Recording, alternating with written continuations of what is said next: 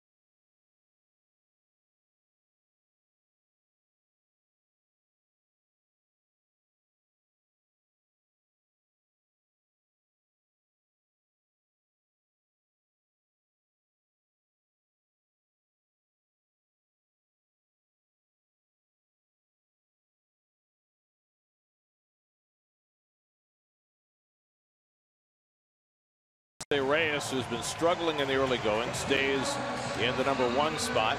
Jay Bruce hits cleanup for the second straight day after homering last night. He's been hot early in the season. Mets, though, as a team, hitting just .200, last in the National League, and trying to get some offense rolling tonight against a tough customer in Jared Eichhoff. Well, Jared Eichhoff is a big right-hander. They got him in the Cole Hamels trade from the Texas Rangers, and he was incredibly consistent last year. 27 of his 33 starts, he gave up 3 earned runs or less. Also went over 6 innings or more. 23 out of the 33 starts. Those are his Toyota numbers from the first start. And defensively, the Coors Light defense for the Phillies, Howie Kendrick, an infielder that now plays left field. Odubel Herrera in center field. Saunders, the ex-Blue Jay, in right. Franco, Galvis, Hernandez, and the great feel-good story of spring training, Brock Stassi at first base. Cameron Rupp, who had a really strong year last year behind the plate.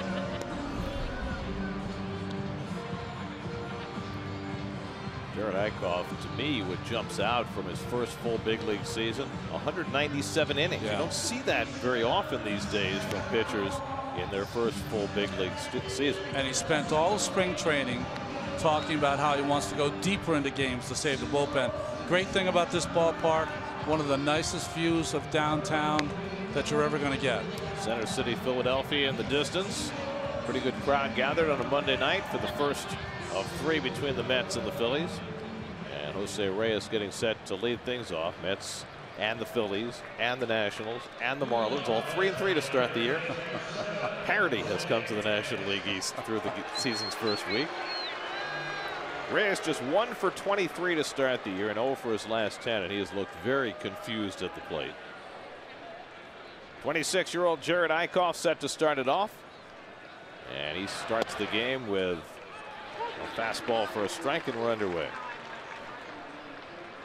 Well, in part because of Reyes' struggles when leading off an inning this year, the Mets with a 130 on base percentage. If you want to talk about an all or nothing offense, that's what helps create an all or nothing offense. Well, it's a couple of things that are working for Jose. He's swinging at just about everything. He hasn't been able to really eyeball the strike zone yet, and he's hitting a lot of balls in the air. And Eichhoff drops the curveball in to get him on 3 pitches for the first out of the night. I think one of the best young curveballs in the game. Jared Eichhoff starts right at the shoulders, maybe the head of Reyes, and bends into the strike zone. So 1 out and nobody on now is Drupal Cabrera. And interestingly, on the first pitch, the Phillies are going to play pretty much straight up on the infield against Cabrera, who dropped down a bunt on a vacant left side of the infield his first time up last night. Well, we've seen him have the ability to hit that ball in that shortstop hole when they're playing him to pull, even when he's not bunting. Cabrera is just knows how to play the game. The Mets have dominated the Phillies the last few years, 12-7 last year, 39-18 over the last 3 years. Cabrera had a big hand in that last year. He had 371 with 6 home runs in the season series against Philadelphia. Well, we used to come in here, our broadcasting booth, and have really not a lot to say about the Mets a few seasons ago. From what, 07, 08, 09. Fortunes changed quickly. Phillies won 5 straight division titles from 2007 to 2011. Won a World Series championship in 2008. But now working on a streak of 4 straight losing seasons, and there's every reason to think this may be another as they try and build toward the future. And the Mets and the Nationals and anybody else who wants to contend in this division have to try and take advantage of that. That's pulled over the bag, a foul ball just past the dive of Brock Stassi.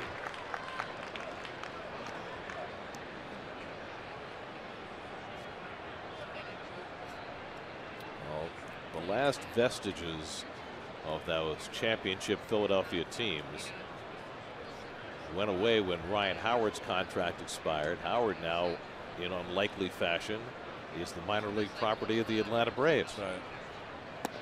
Breaking ball at the feet of Cabrera, and it's 3-2. I mean, you really officially feel that all the great players that were here with Howard leaving, now it's the new Phillies time. And the question is, who are those new Phillies and when will they all be here? You know, the team that they have on the field right now, Odubel Herrera in center field, yeah. Michael Franco at third base, maybe Cameron Rupp behind the plate. Those are keepers. Cesar Hernandez is a good player too, but he might not be a keeper. Well, the problem is that their best prospect is the shortstop J.P. Crawford, and then do you keep Galvis or do you keep Hernandez to play second? That's hooked down the right field line, headed toward the corner. Saunders going over, won't get there. It lands for a base hit. Cabrera on his way to second, and as Dribble slides in safely with a 1-out double. First extra base hit of the season for Dribble Cabrera. Well, a little breaking pitch here from Eichhoff. The swing was interesting. Little slider down, and he catches it off the end of the bat. Ahead of that ball, but able to hook it and keep it fair down right field line. Saunders does a nice job of getting to it, but all his momentum is going the other way. Could not get any anything on the throw. So the Mets have a runner at second and one out for Yoenis Cespedes. Cespedes 1 for 4 last night. Just 4 for 22 to start the year.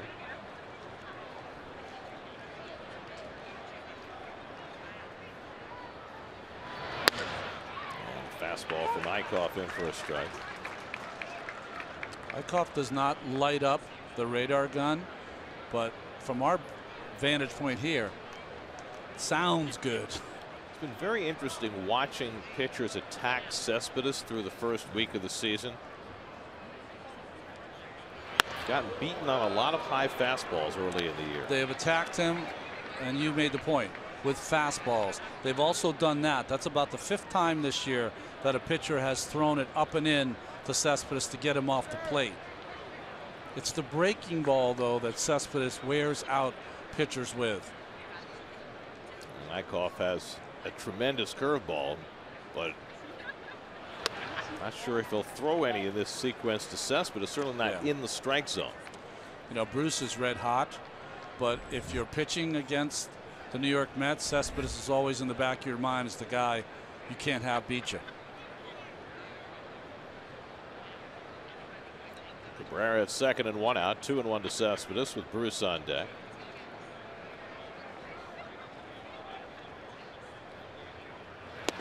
And there's a slider off the plate, 3-1. He's thrown that slider less and his curveball more since the middle of last season. Well, I think he's using that slider in a better count. That was a 2-1 count. He was trying to get back in the count, but wasn't able to execute the pitch. Now how aggressive will he be with first base open? Bruce on deck. 3-1 coming, and the fastball fouled off. Kept it away from Cespedes, 3-2. Mets have faced Eichhoff plenty. Came up in August of 2015, and he's already made 7 prior starts against the Mets. Pitched to a 2.66 ERA, so they've seen him, and they've seen him be really good. Don't be surprised if you see the first 3-2 breaking ball here by Eichhoff. I'm talking about the big curveball. Second straight full count for Eichhoff. And Cespedes hits that up and in fastball and fouls it away. You're right, Gary. Coming back, they're trying to get him out again with that high fastball. If you notice, Cameron Rupp is not giving digital signs. He's really just patting the inside of his catching gear, his chest, and they're going from there. Yeah, this goes back years. The sign stealing between these two teams, and every precaution taken. And the breaking ball gets Cespedes for the second out. So Eichhoff bounced the curveball and gets his second strikeout of the inning. You know, the reason that worked for you guys at home is that Cespedes did not see one curveball in that at bat until that pitch. So just the new pitch, not knowing the break on it, is what confused Cespedes.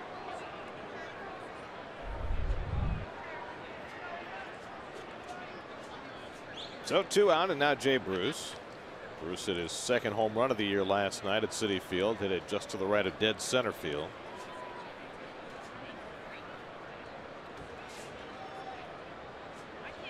Jay Bruce played in a great hitter's ballpark in Cincinnati, and it shouldn't be surprising that he loves to hit here too.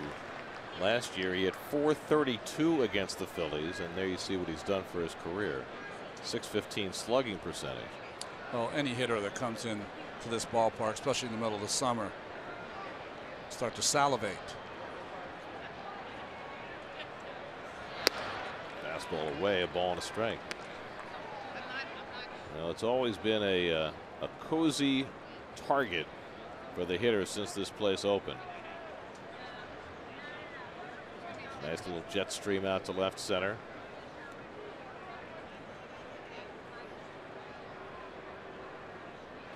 That curveball hooked in the air down the right field line, overcomes Saunders, and he gets there to make the catch, and that retires the side. A double and one left. Jared Eichhoff able to work around the double by Cabrera. A nasty 3-2 curveball to get Cespedes. Jacob deGrom takes the mound when we come back.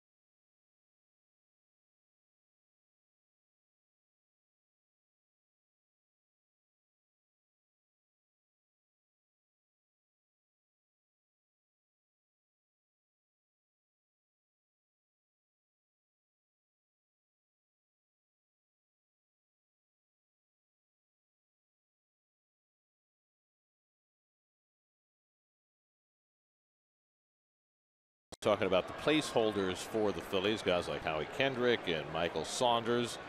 Cesar Hernandez, who had a terrific year last year for the Phillies, set to lead things off against Jacob deGrom. Hernandez a switch hitter, and the corners pinch in as deGrom gets the fastball in for a strike. Mets have never lost a start, but deGrom has gone against the Phillies. Here's the Land Rover numbers: a walk, 6 punch outs, 30 and 22 in his young career. The last time that Jake pitched here, it was July of last season, and he threw a 1-hit shutout. The only complete game of his major league career. The only hit was by the Phillies starting pitcher that day, Zach Eflin. And this is outside to Hernandez, 2-1. deGrom looked so good in his first start. Last year was a season where he had to deal with discomfort and diminished velocity. Still had a good year, but he looked much more like the deGrom of his All-Star season in that first start against the Braves last Wednesday. Threw a lot of sliders, did not have a feel, Steve Gelbs told us, for his changeup. A lot of lefties in this lineup. We'll have to have a feel for it tonight. Behind 3-1 on Hernandez, and there's a letter high strike, 3-2. That letter high strike has been one of the themes of our broadcast anyways. That pitch is being called a strike. That's Alan Porter behind the plate. He's a good young umpire. You know, we saw a couple of those called in the first couple of games of the year against Jose Reyes, and I felt as though it might have been responsible for putting him in a slump. Fouled away by Hernandez. Alan Porter, the home plate umpire, the crew chief Joe West working at first base, Hunter Wendelstedt and Andy Fletcher rounding out the crew. Hernandez, .371 on base percentage last year. He really had a breakout season, just 26 years old. And he takes ball 4, and so deGrom, who walked only 1 in 6 innings in his first start, walks the initial batter tonight. Well, Lexus defense, Cespedes, Granderson, and Bruce, that's been your outfield. The infield's about the same too: Reyes, Cabrera, Walker, and Duda. Most important, this Phillies team will run, especially with Hernandez. D'Arnaud behind the plate. Rene Rivera, what a great job he did last night, throwing out a couple of Marlins. In 1 inning, threw out D. Gordon at third, threw out J.T. Realmuto at second. Here's Howie Kendrick hitting second in the order after 2 years with the Dodgers. Joined the Phillies this year. Kendrick was on that Dodger team when Jacob deGrom had his way with him in 2015. Games 1 and 5 of that division series.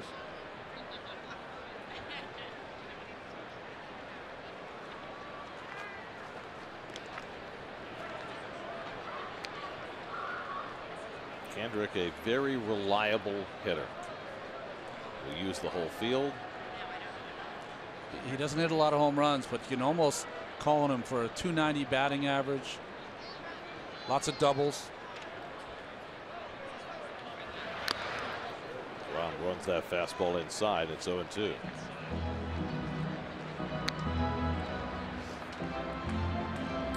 Cesar Hernandez, not a particularly high percentage stealing bases.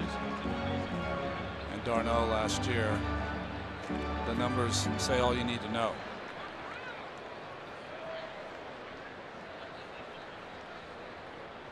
Well, deGrom generally does a pretty good job of keeping runners close. He's ahead on Kendrick, 0-2 with Herrera on deck. Toward the hole, cut off by Duda, out at second, and that's all they'll get. Good range by Duda, moving to his right to get the 3-6 force on Hernandez for the first out. Boy, that was a big and nice play by Duda. It doesn't seem like it's that big of a deal at home, but another 2 inches and that ball is in the hole. So just to get the out, and that was a good job by Cabrera not throwing that ball to first. It took so long for that to happen. No reason to throw the ball on to first.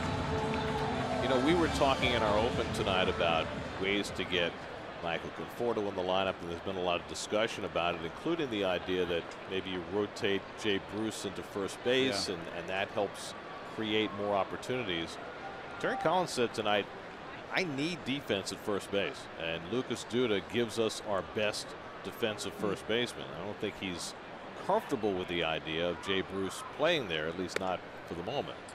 Well, I can understand that. You know, we tend to think of first base as a defensive position where you put someone who just hits a lot of home runs. It's a lot of responsibility, and Lucas has gotten very good at picking the ball out of the dirt.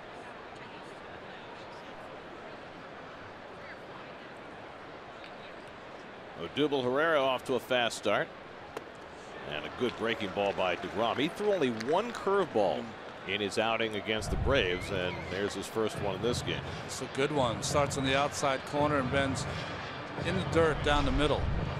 And the other thing you wouldn't want to move Bruce right now, Gary, is that he's hitting too well.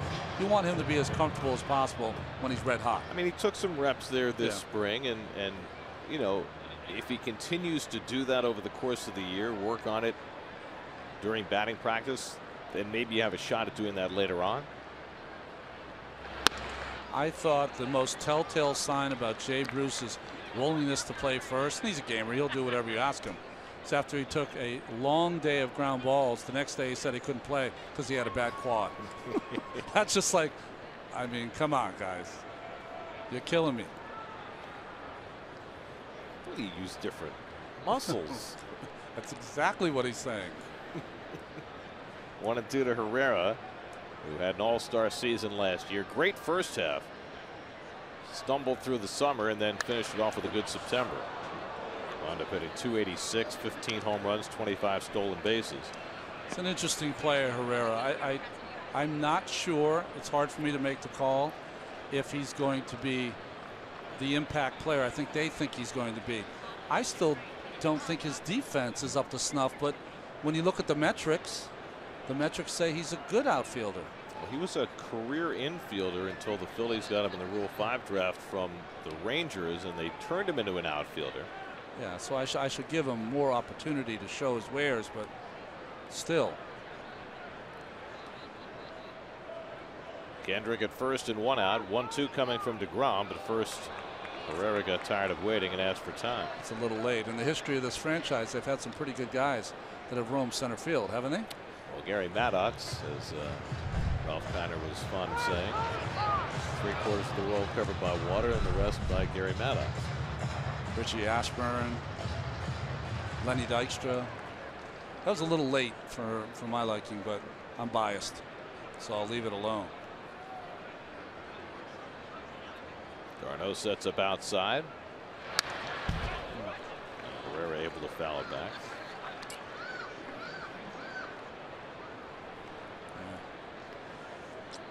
So have you noticed that so far in this first inning, Jacob deGrom, everything is waist up or higher, has not gotten his fastball down at all. That's why you're seeing a lot of good swings from the Philadelphia Phillies hitters. Plus they've had some good offensive games, these Phillies, so far early. Well, they did have a 12-run first inning night before last. Looper into shallow left. Reyes back. Can't get it. Base hit. Kendrick pulls it at second. And so Herrera with a soft single. And the Phillies have 2 men on.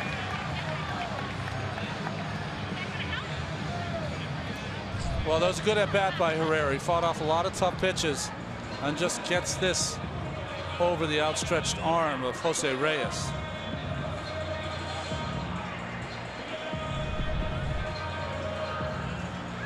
So the Phillies mount a threat in the opening inning. A walk and a blue pitch. First and second and 1 out, and Michael Franco coming up. Franco off to a slow start, just 3 for 22 after hitting 25 home runs in his first full season last year. Well, he doesn't have the discipline yet, but boy, he shows signs and glimpses of being a real offensive weapon, does Franco. So DeGrom's already given up as many hits in this game as he did the last time he pitched here in his 1-hit shutout. Kendrick at second, Herrera at first with 1 out. And Franco laces one to center. Granderson coming on, sliding, can't make the catch. Kendrick held up between second and third. Had Granderson caught that, it was going to be a double play because Kendrick busted, then he stopped 3/4 of the way to third, and when the ball fell in, he had to stop at third. It's a base hit for Franco to load him up.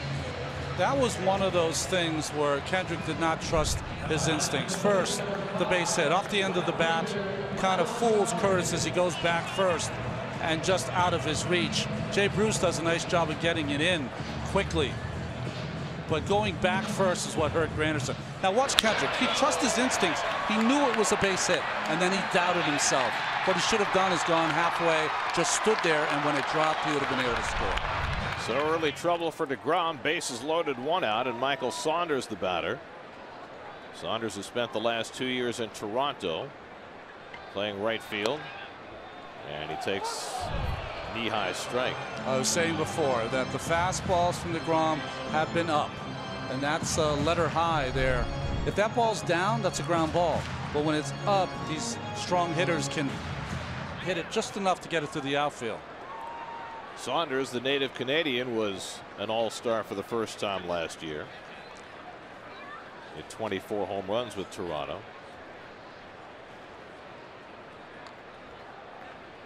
Kendrick bluffing down the line at third, and Saunders lines one into right for a base hit. That brings in Kendrick with the game's first run.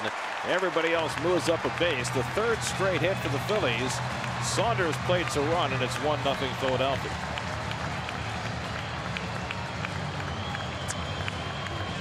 Well, I think Saunders gets a breaking ball here. Yeah, that little slider that DeGrom tries to throw away and down, and Saunders was waiting for it. Bullet to right field. Hit so hard that Bruce was able to get it in. Only 1 run scored. DeGrom's given up 3 hits on the last 4 pitches he's thrown. Blue pit by Herrera started it. Franco, that sinking liner to center, and now Saunders with a run scoring hit. Cameron Rupp hitting 6th in the order, bats with the bases loaded, with DeGrom trying to put on the brakes. And fastball outside, ball 1. Honestly, this is where you'd like your catcher or pitching coach to come out and say, Jake, let's just get the ball down. Let's get this guy, the catcher, to hit a ball on the ground, turn 2 and get out of this inning. Concentrate on down as opposed to the corners. All started with a leadoff walk, which is unusual enough for DeGrom. And it's up and in for Rupp. Changeup, 2-0. So he's trying whatever witch's brew he can concoct here to try and find his way out of trouble.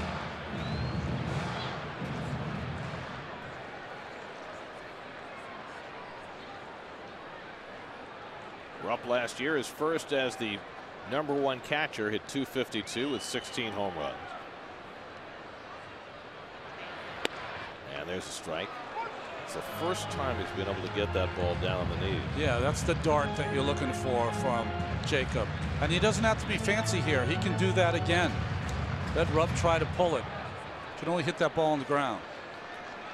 And if Rupp hits the ball on the ground, pretty good chance to turn 2 and get himself through the inning.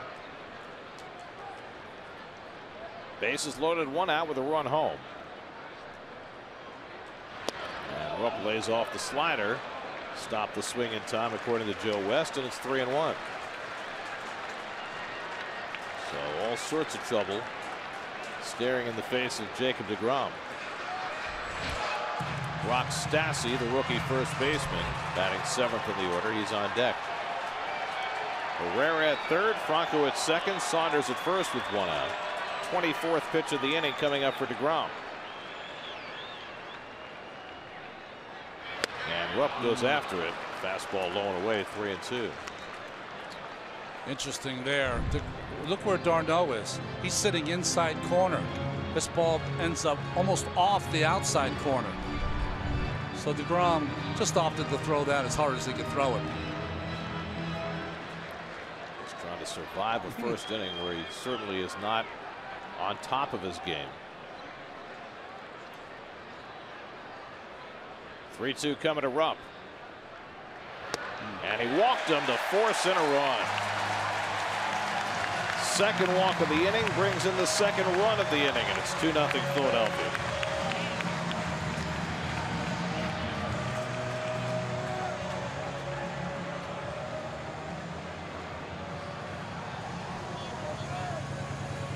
You know, I think there comes a time when every pitching coach, when they're sitting in the dugout saying to themselves, you know what?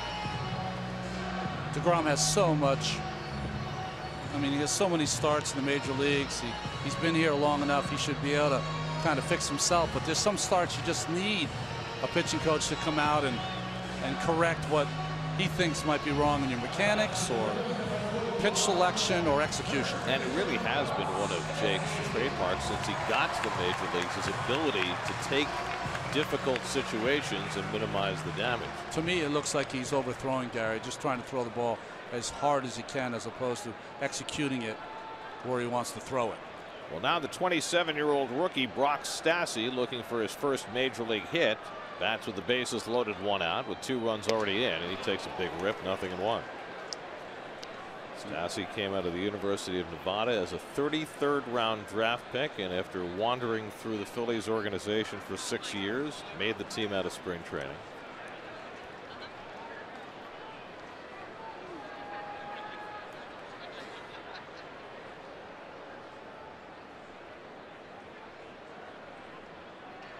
And Stassi pops one foul. Darno will come back for a look, but that'll go out of play. 0-2. You know what I'm surprised at is that with 2 outs, with an out, Gary, and a guy on third base and Reyes off the bag, you would think that runners at third base would get as far off as they could.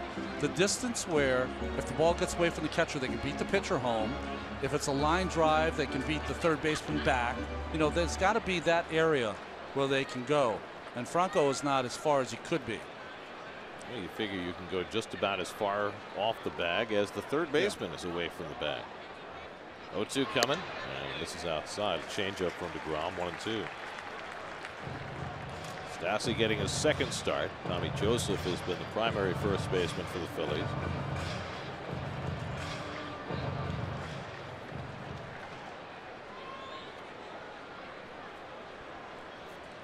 Franco at third, Saunders at second, Rupp at first with 1 out.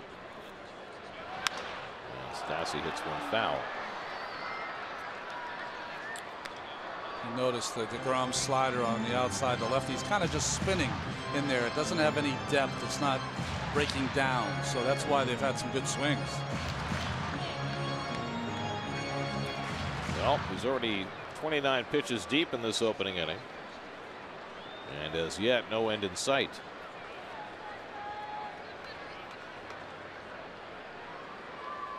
One-two coming. And he comes up and in. 2-2.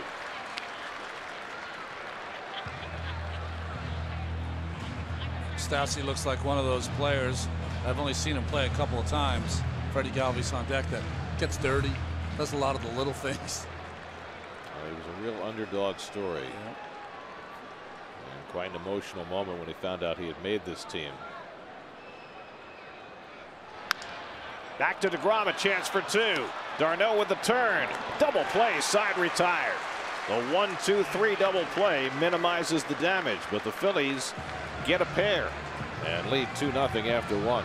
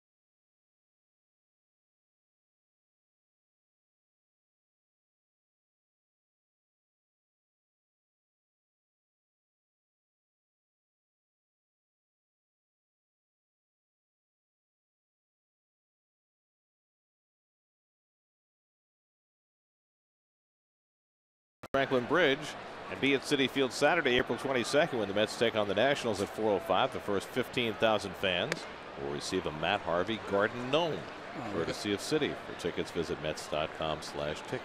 Got a lot of nerve showing the Ben Franklin Bridge with the gnome. You know, if you've looked at the picture of Benjamin Franklin on the $100 bill, yes, he would make a perfect garden gnome. He was gnomish in stature, right?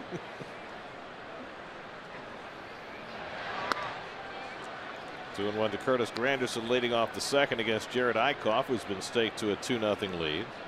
Curtis 4 for 20 to start the year. Got the night off last night with Michael Conforto playing center field. Well, it depends on where you're going in Philadelphia, what bridge you take. Walt Whitman, if you're coming here to the ballpark. Ben Franklin.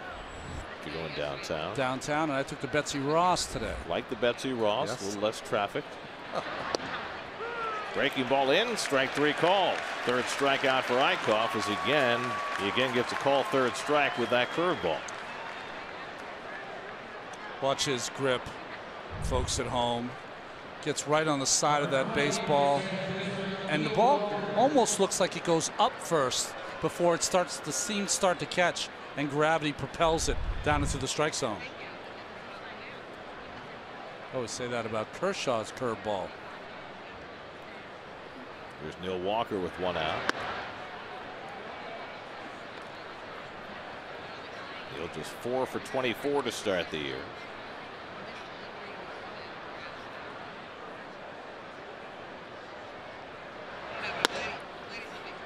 Eichhoff working him inside, 2-0. Well, it's the third hitter now. Eichhoff has worked real hard inside, doubled up on his fastballs in. Now he's behind. That's not a good thing. But letting the Mets hitters know they can't have the inside part of the plate. And again, 3-0. Lucas Duda waiting on deck. Jared Eichhoff's a big guy, 6'4", 250. Yeah, 250 at least. He's a big man. We're up in Evansville, Indiana. Had to be a hoopster at some point if you grow up there, right?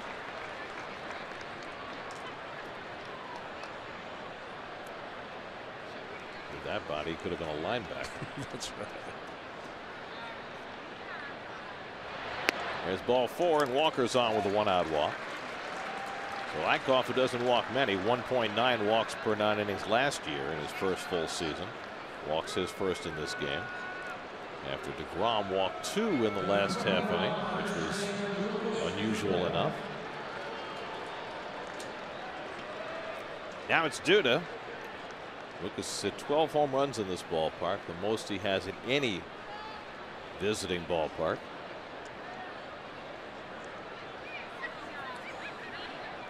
Two hits last night. And again, Eichhoff starts him off inside.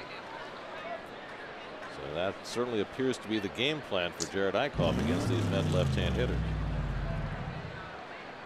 Keep on trucking. I would not use that game plan the initial time through. And the reason I say that, you have to be very precise inside. What is a hitter looking for his first at bat? He's looking for a ball middle of the plate in to do some serious damage. First time through, you can stay away and then come inside in successive at bats. You can establish in there, but you want to get your outs away the first time through the lineup. And that gets away from the catcher Rupp, and that'll move Walker down to second base. I think a little lost concentration there by Cameron Rupp, or he was trying to be so precise in framing that ball inside. He got it off the end of the glove. Either way, should be a pass ball. Certainly looked like a ball he should have caught, but he snatched it and missed it, and it's a pass ball. And a 3-0 count to Duda with Travis d'Arnaud on deck. That's trying to fight right back after the Phillies scored 2 in the first. And Duda takes ball 4, and that's back-to-back walks issued by Eichhoff. So now the tying runs are aboard.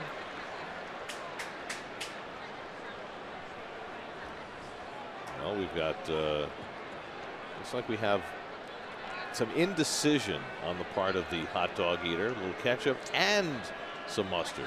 Those things don't really work. Whenever I go to a football game, you got to maneuver it to get it just correctly, to get the right amount of mustard on every part of that dog. It's very hard to do it with the tray. Yeah. You're much better off with the single hot dog being maneuvered underneath the nozzle. You got a little better shot of not either drenching or missing your hot dog. And what is it about that? Where's the brown mustard? I mean, well, how about the Grey Poupon? Oh, I mean, you're a Poupon man now. Very nice. You have to say moutarde instead of mustard then if you're going to go all French on us. I'm big on the yellow mustard. Yeah. I find it a little no taste. A little unexciting. There you go. So now 2 aboard for Travis d'Arnaud, and he takes a curveball for a strike. The reason, by the way, we're showing the hot dogs and the condiments and the bulk of the hot dogs, it is dollar dog night here tonight. Oh, so there should be some major consumption going on. Make sure you hit the soul cycle tomorrow, folks. Well, I don't know if it'll infiltrate this booth. That's grounded to short. Could be 2. Galvis gets it. Hernandez on time and on to first for the 6-4-3 double play. So Eichhoff, after walking 2 in a row, gets d'Arnaud to ground into the double play to get himself through the top of the second. Galvis knew he had time, and Hernandez with a nice turn. 2-0 Phillies in the second.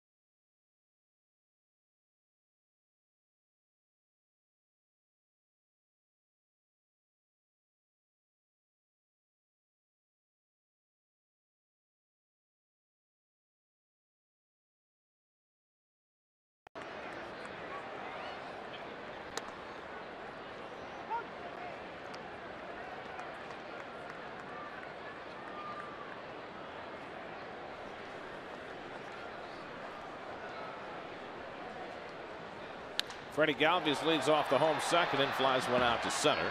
Granderson retreating and puts it away, 1 out. Let's go back to the double play that ended the top of the inning.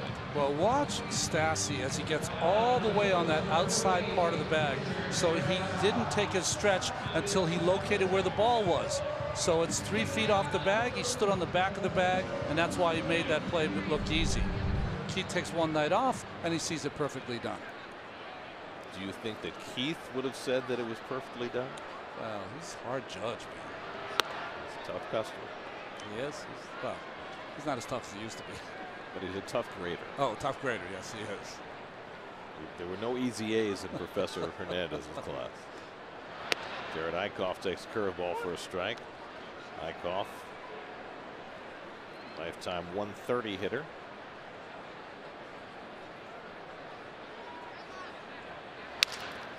And a slow roller. Cabrera has time with the pitcher running, and that's the second out. MLB.TV Premium is back and better than ever. Watch every out-of-market regular season game live on over 400 supported devices. Plus, get a free subscription to At Bat Premium. Blackout and other restrictions apply. Visit MLB.TV for details. DeGrom in need of an easy inning after a 31-pitch, 2-run first. And he's gotten the first 2 outs on just 5 pitches. Yeah, I know it's hard for you guys to see at home, but Jacob really has slowed down his mechanics this inning. Throwing a little more free and easy, not overthrowing. Hernandez tries to drop down the bunt, and Darno will sweep it away after it goes foul. And almost took Reyes out. Well, that's what you're supposed to do. As soon as it's foul, make sure you keep it foul.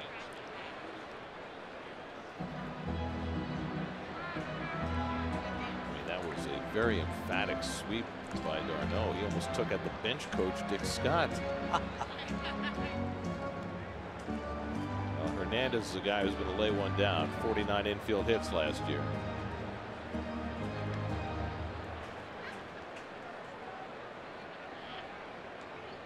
Reyes in a little tighter this time. And Hernandez takes up and away, ball 1. Yeah, I've been surprised, but I think it's a part of it is the lost art of bunting, that more people haven't challenged Jose to make more plays on the bunt. And I'm only saying that, not that he can't make the play, just doesn't have a lot of experience making that play. I don't think we saw a lot of teams bunt on him last year in his first experience playing a third base.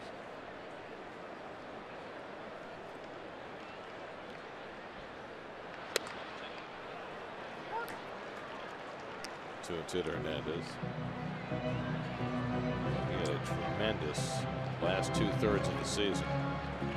Wound up hitting .294 for the year with a .371 on base percentage, really making him the ideal leadoff guy. And he holds the swing on the high fastball and runs the count full again, 3-2. DeGrom walked 2 in the first inning. Last night, Noah Syndergaard and the bullpen did not walk a batter. In fact, 3 times in the first 6 games this year, the Mets have not walked a single batter. Different story tonight. They kind of made up for it in those other games, though. But I know what you're saying. Last year, I think they had 21 games or so where they didn't walk a batter in a game. That's fantastic. 3 in the first week. Yeah. On their way.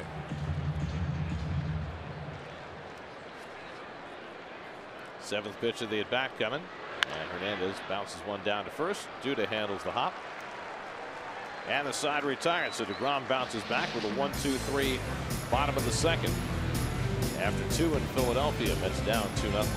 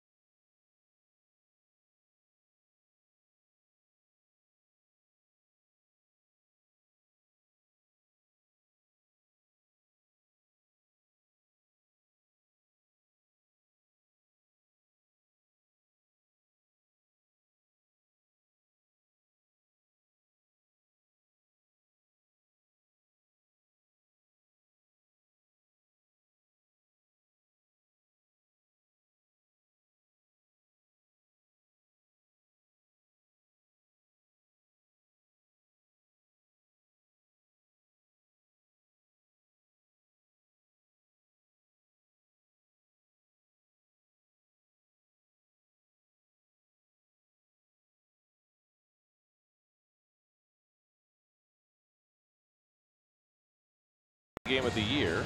Phillies got 2 in the first off Jacob deGrom, and now deGrom will get his first turn at bat.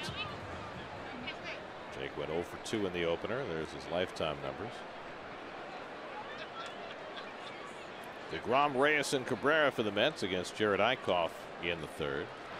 Mets have had runners in scoring position in each of the first 2 innings. A double by Cabrera in the first, couple of walks in the second.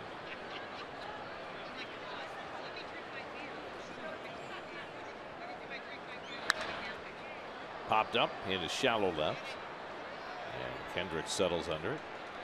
1 out. So 1 out and nobody on. Let's go inside baseball with Steve Gelb. Steve. Gary, yesterday Houston's George Springer set a little bit of history. 3rd leadoff home run in just 7 games this season. The first major league player ever to lead off 3 games in the first 7 for his team with a home run. He's got 12 now for his young career. Still a ways away from the all-time leader Ricky Henderson, who has 81. But Henderson only had 8 through his first 4 seasons, and Springer very early into his 4th season already with 12. Curtis Granderson did a lot of leadoff homering last year for the Mets. They're the all-time leaders. Ricky. Brady Anderson, I think, had all those in 1 year. That's right. It seemed that way anyway. And Ricky was 20 when he started, so Springer got a little later start, but he's one of those guys out there that so much talent, playing center field this year. Could have a breakout season. 1-2 to Reyes, who struck out his first time up, and the curveball strikes him out again. And so Jose's struggles continue. Now 1 for 25 to start the year, and Eichhoff has his 4th strikeout. This is the curveball that has befuddled the Mets hitters in Eichhoff's history here with Philadelphia. I mean, that's a real 12-6. It's starting at his shoulders and ending up at his shoe tops. Last year, Eichhoff threw that curveball 29% of the time. That's a lot of curveballs. He may be throwing it even more often this year. Here's Cabrera, who doubled into the right field corner his first time, and he takes a slider for a strike. Cabrera now 5 hits and 10 career at bats against Eichhoff. So while most of the Mets have not solved this right-hander, Cabrera seems to have a better feel, and he pulls that one foul. 0-2. It's funny, Cabrera, of all the Mets hitters, is one of the better curveball hitters. So maybe that's one of the reasons he's had some success against Eichhoff. Good shot there.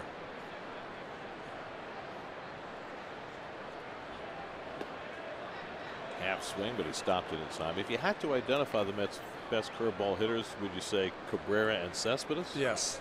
Yeah, absolutely. Cabrera has a great ability on the curveball to hit it the other way, too.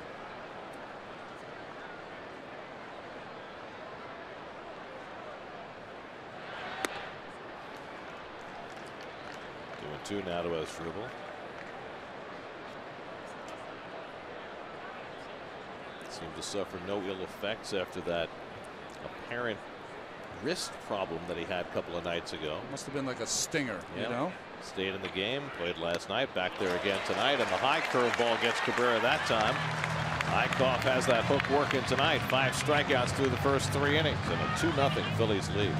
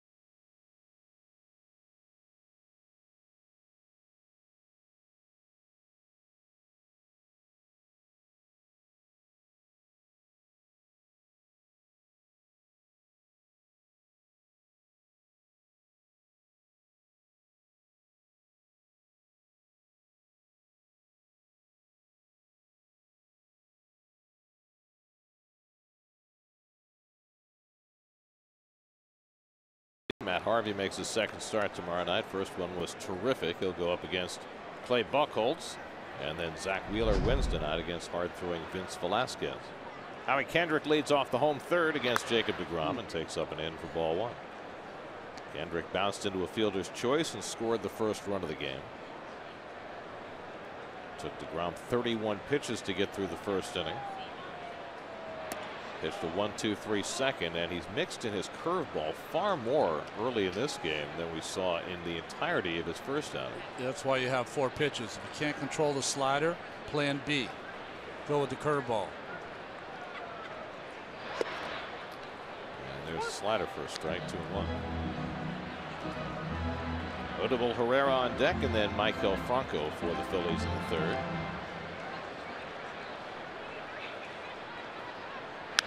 Grounded toward the hole and threw into left field, a base hit for Kendrick. And so the Phillies get the leadoff man on the third.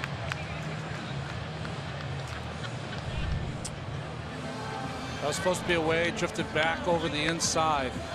And Kendrick gets a lot of these hits, hits the ball awfully hard, always has.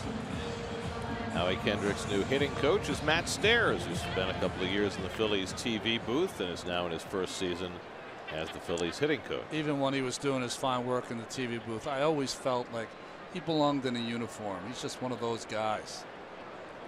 It's an interesting guy to be a hitting coach, though, right? Yeah, right? Yeah. Here's Odubel Herrera, who blooped a single to left his first time.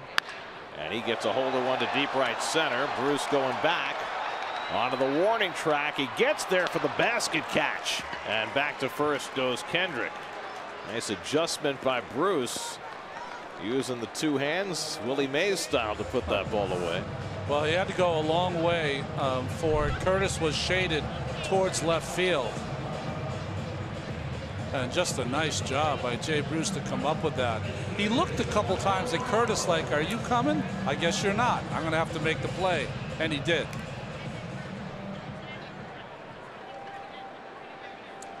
This is the problem with the kind of showing the bat flips and stuff. So when you flip the bat on a F9, not as attractive. That's the best slider deGrom's thrown so far. Gets a big whale by Franco. Let me ask you, in Korea, where the bat flip has become an enormous sense of a piece of the baseball culture there. We see those bat flips all the time if you watch the videos. Yeah. But do those guys flip the bat on routine fly balls to right? I don't know that. I'm going to have to get the KBO package. But I think I have no problem with bat flips if they're big home runs. You know, when it calls for it, I'm all for it. Yeah, if you're Jose Bautista in you know, hitting a walk-off postseason home run. I have no problem with people showing their emotions. It's just that, you know, it can make you look foolish if you do it like Herrera did it. You know, it's an F9 in the scorecard.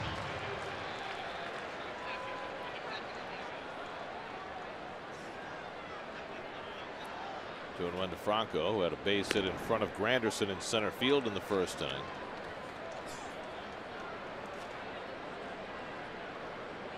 Well, we've seen some of the outfield defensive warts that this team might have to play through this year, through the first week or so of the season. So it is worth noting that the Mets' best defensive center fielder is on his way back. Juan Lagares is playing his first rehab game tonight. He's supposed to play 5 innings tonight, take tomorrow off, play 7 to 9 innings Wednesday, and then they wanted to get back-to-back games in before he comes back, maybe sometime during the Miami series or when the Mets get home next week. Line into left field, a base hit for Franco. Kendrick pulls in at second, and Franco is 2 for 2. Well, unlike the first inning, some of the balls here have been hit right on the nose by these right-handed hitters. Kendrick first, and a hanging breaking ball, and Franco's all over it.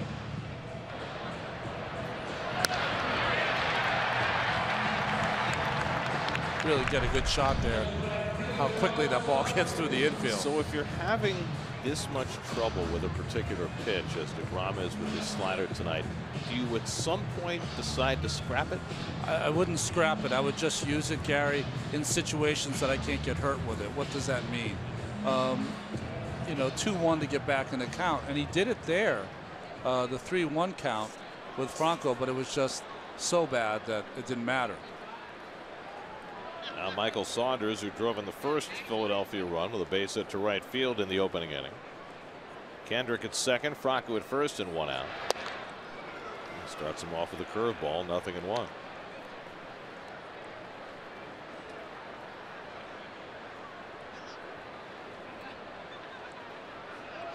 And there's some games where it doesn't matter what you do. Everything you try to use to figure out how to get hitters out doesn't seem to work at times.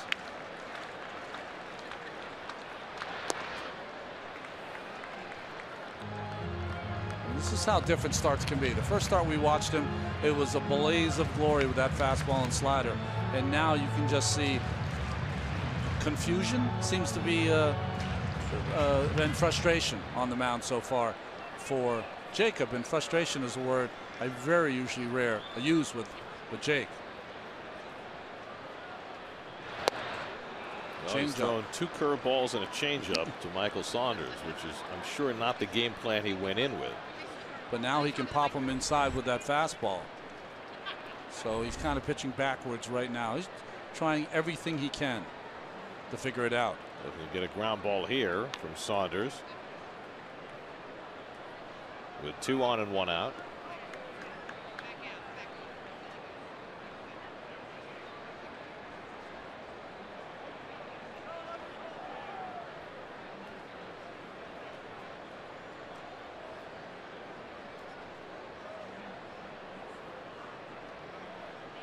One-two coming, and the curveball bounced down to first. Duda's going to take it to first base to DeGrom for the 2nd out. Might have had a play on Franco at second, but opted to get the shore out. And now runners are at second and third with 2 out. Now the Phillies won 71 games last year, just enough to stay out of the basement of the National League East. Talked about some of the placeholders they brought in, guys like Buchholz and Kendrick and Saunders. Pat Neshek, who was in Houston for a couple of years, makes their bullpen a little more of a strength. And Joaquin Benoit, who is now, at least for the moment, the Phillies' closer, as Jeanmar Gomez, who was so good early last season, faded late last year and has struggled the first week of this year, got demoted today by Pete Mackanin, taken out of the closer's role, and Benoit, for the moment, inherits that role. You know, it seems like a rushed move, but when you're a young team starving for wins, sometimes you have to do that. There's Rupp, who walked with the bases loaded in the first inning, and he takes a curveball for a strike. What's interesting to me about that move, I mean, Benoit is a terrific reliever, has been for a long time, but mostly as a setup guy, and they've got a young pitcher in Hector Neris who works the 8th inning, who you would think might be their closer of the future, and rather than give him a shot at this point, they're going with the more veteran player. That one's popped up. Duda should have a play. So DeGrom, making liberal use of his curveball, gets through the 3rd inning and works around a couple of hits. Phillies strand 2 in scoring position. DeGrom keeps it a 2-0 game after 3.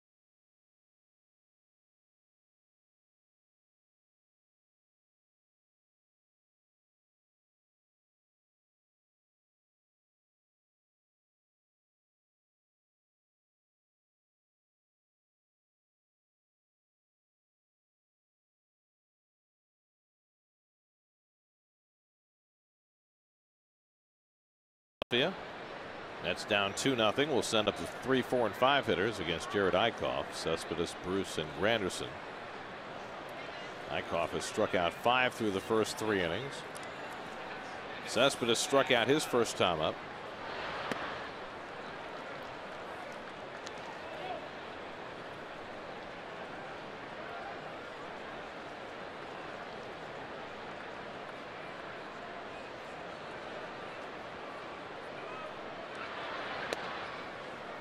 We mentioned earlier how the Mets have been dominating the Phillies the last few years,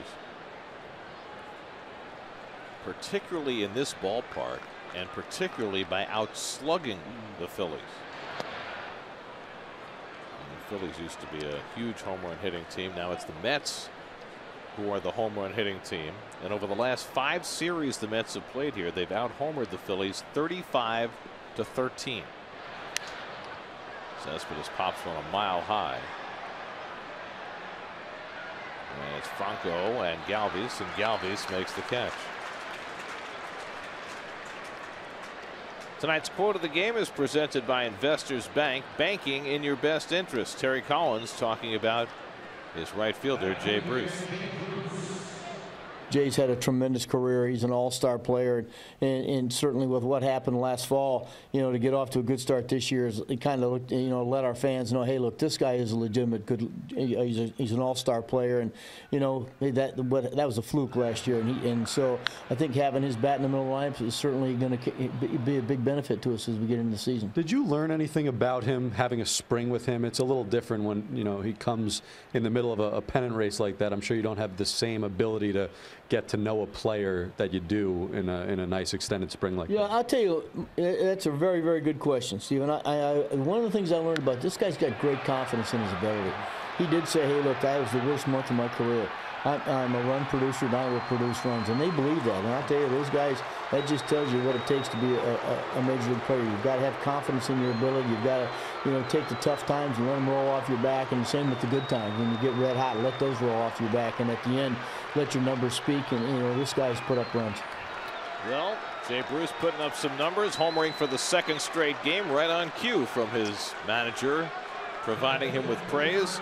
3rd home run of the year for Bruce to cut the Phillies lead to 2-1. I think he had enough with the quote and the praise, so decided to take action.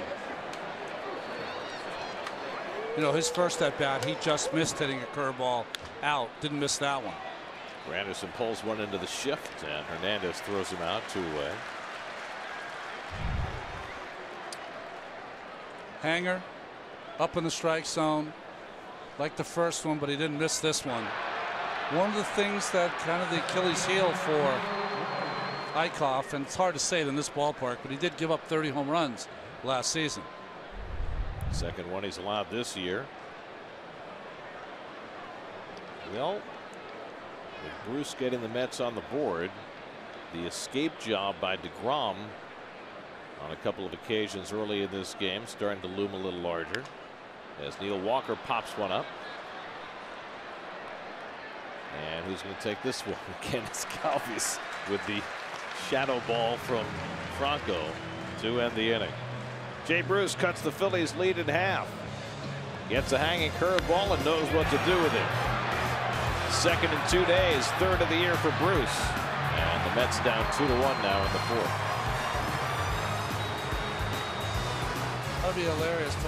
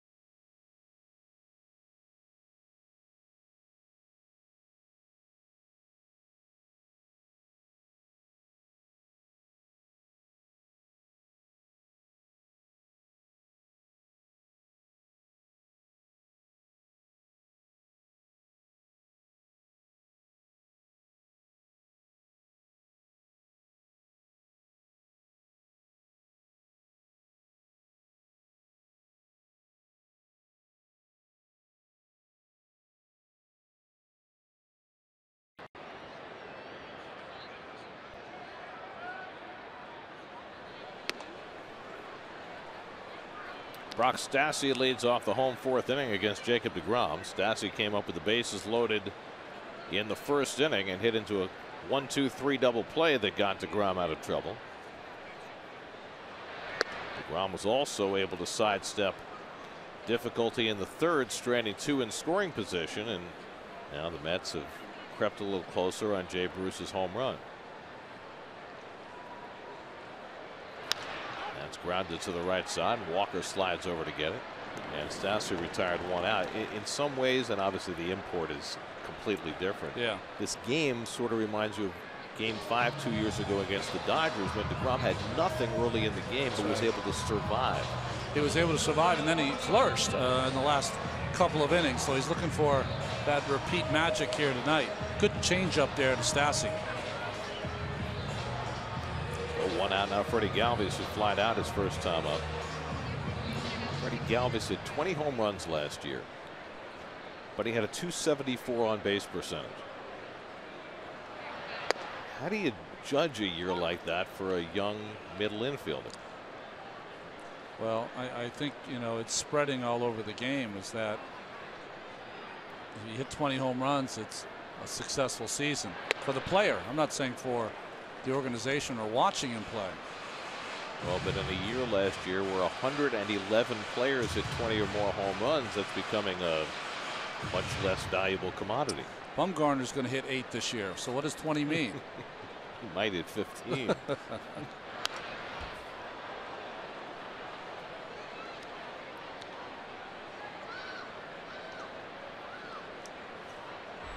Well, we talked about it earlier with the Phillies starting to move toward bringing up some of their top prospects either later this year or next year. That's hit toward the hole, and Cabrera can't get to it. And Galvis able to poke it through for a one-out hit. You know, those are some of the calls that the Phillies going to have to make about who stays when their younger players come up. Cabrera was shaded up the middle on Cabrera. That's why that, sorry, on Galvis, and that's why the ball got through. So now Jared Eichhoff, interesting here in that Jared Eichhoff, who, as we mentioned, pitched 197 innings last year, did not have a single sacrifice bunt. I don't get it. I mean, even Bartolo Colon had 4 last year. And that one goes foul. And he doesn't have one yet this year. But his style is good. I mean, it's not like he, you know, there's some guys like Bart occasionally just really didn't want to bunt, you know?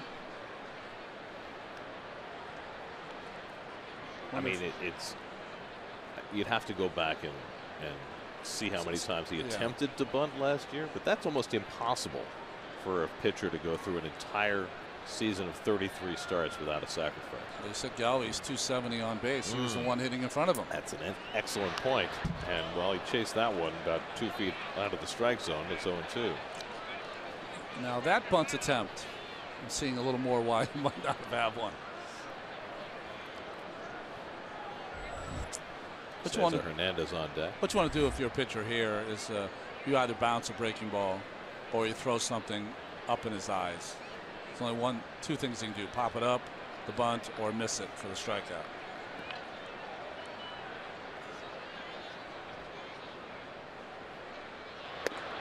Well, he was set to swing, but takes the curveball for strike 3, and that gets deGrom his first strikeout of the night.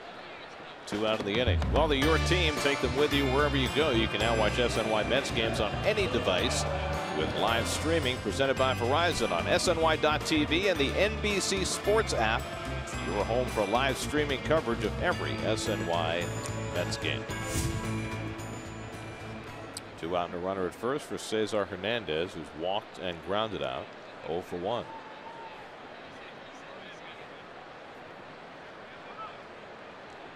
Galvis, an occasional base stealing threat, had 17 last year, but not gathering much of a lead. With d'Arnaud behind the plate, I don't understand why teams aren't being a little more aggressive on the bases. Make them throw you out. Hernandez slugs one toward left center field. Cutting back in the gap is Cespedes to get there, and that retires the side. So deGrom Moves around a hit by Galvis to keep the Phillies off the board in the bottom of the fourth. Cespedes got a good break on that ball and made that catch easy. After 4, Phillies 2, Mets 1.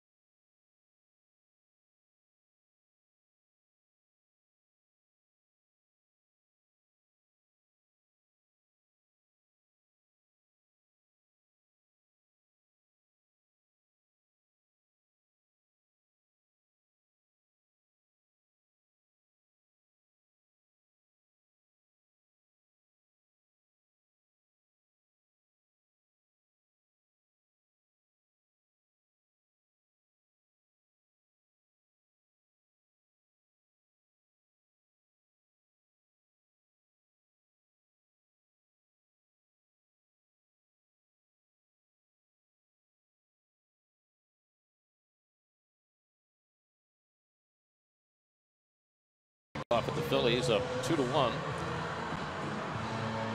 And there is Jarrett's wife, Morgan, who I believe we met a couple of years ago. That's right. Very enthusiastic supporter of her husband's career. I think she was the fiancée at the time. Yes. They have since been wed. Lucas Duda leads off against Eickhoff in the 5th. Lucas drew a walk his first time up. One of back-to-back walks that Eickhoff gave up in the 2nd, the only 2 he's walked today. Jay Bruce accounted for the Mets' run with a home run in the 4th.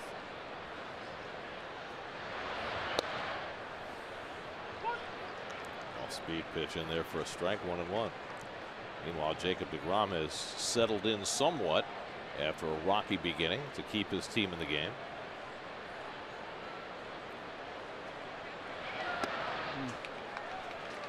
Another changeup. It's 1-2. Remember the first time up to the left-handed hitters Walker and Duda, he tried to rush him in with fastballs. Now slow stuff the second at bat. Bounces the curveball, 2-2. Travis d'Arnaud on deck, then Jacob deGrom for the Mets in the 5th.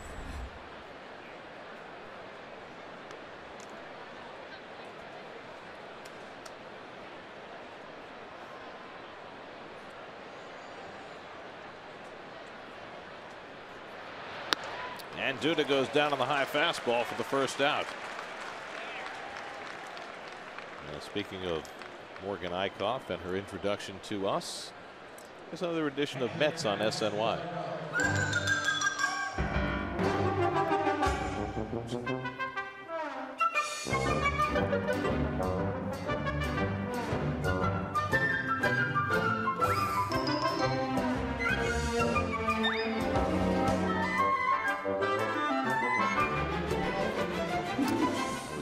Jarrett's 2nd major league start, his first at home, and his then fiancee, now wife, became an instant star. Travis d'Arnaud pops up and Hernandez squeezes it for the 2nd out. I don't know if you remember that start, but he was really in a lot of trouble in the first couple of innings and kind of just stuck his nose in there and kept plugging away and finally had a pretty good game. Reminded me of my family that my first year in the major leagues, I couldn't wait to come to a start. Next year, never could see him. Never came. And the shot we showed of her, so excited in that first home start, And the shot we got out of break, she's on her cell phone. So, you know. She's off the roller coaster and in for the long haul. The ceiling is a little smoother now.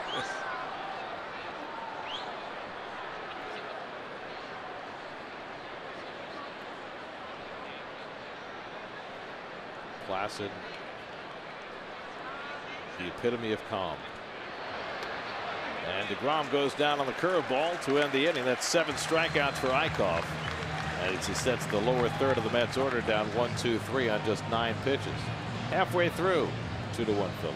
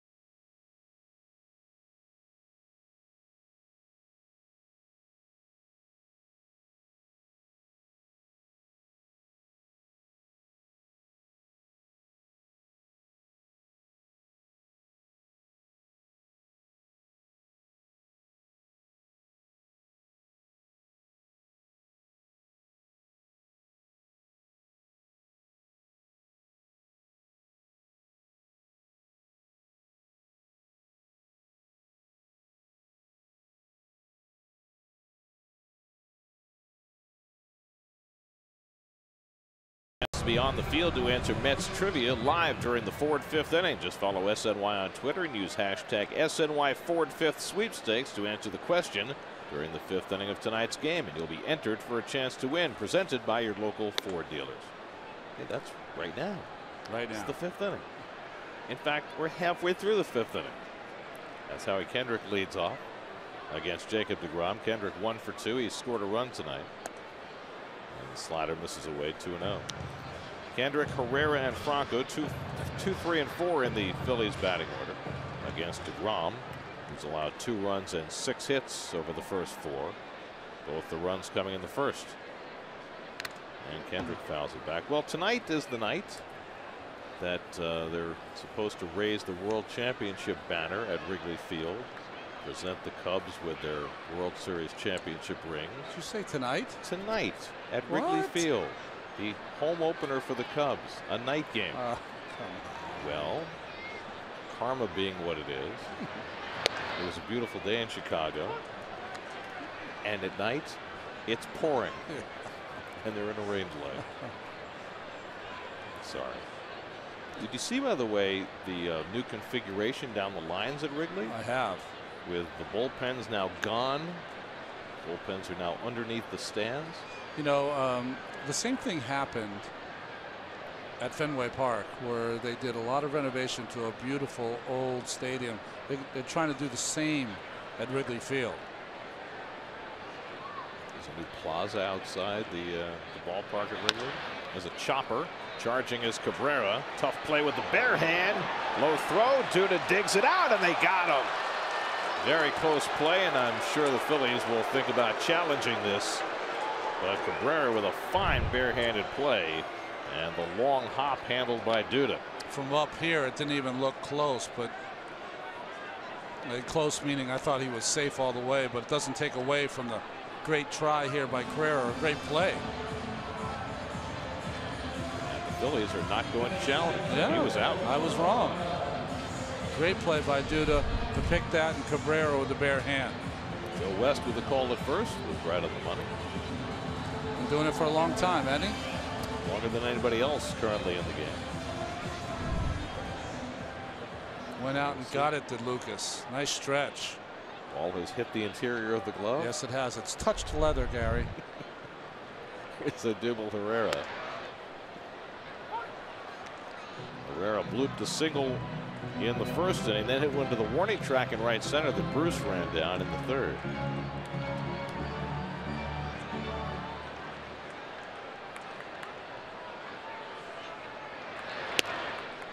This is a Jacob deGrom game that we've seen many times. On his not best days, he's able to stick around and keep his team in the game. It's one of the reasons I just really enjoy watching him pitch, because he doesn't have his A game, trying to find it, but in the meantime, still amassing outs. There's a good changeup by Jake, and it's 1-2. Watch Cabrera. You got to spread your fingers as far as you can. Make a big target so that when you catch the ball, you're going to have as much flesh of your hand on the baseball and then manipulate it. So how do you get it from 5 fingers to 2 fingers? You just drop the 2 rudders off, and you have the 2 right there, Gary. Pulled down to first, and Duda handles it. He'll take it himself and beats Herrera there for the second out. And you know, Cabrera's not one of those shortstops that likes to use the backhand. He only uses it when he has to, and that was one of those instances. I always marvel, you know, the great thing about baseball is that it brings everyone together. I mean, Neil Walker's from Pittsburgh, Orlando, Asdrubal Cabrera is from Venezuela, and they play the game almost the same in a way. You know, Asdrubal is a better fielder, but I'm just saying, as far as their instincts and the way they play the game, it's a universal construct. Yeah. Michael Franco's already 2 for 2. Single to center in the first, single to left in the third. Well, deGrom threw 31 pitches in the first inning. He's only thrown 49 since. He's had good command of that curveball, and he gets it over for a strike, 1-1.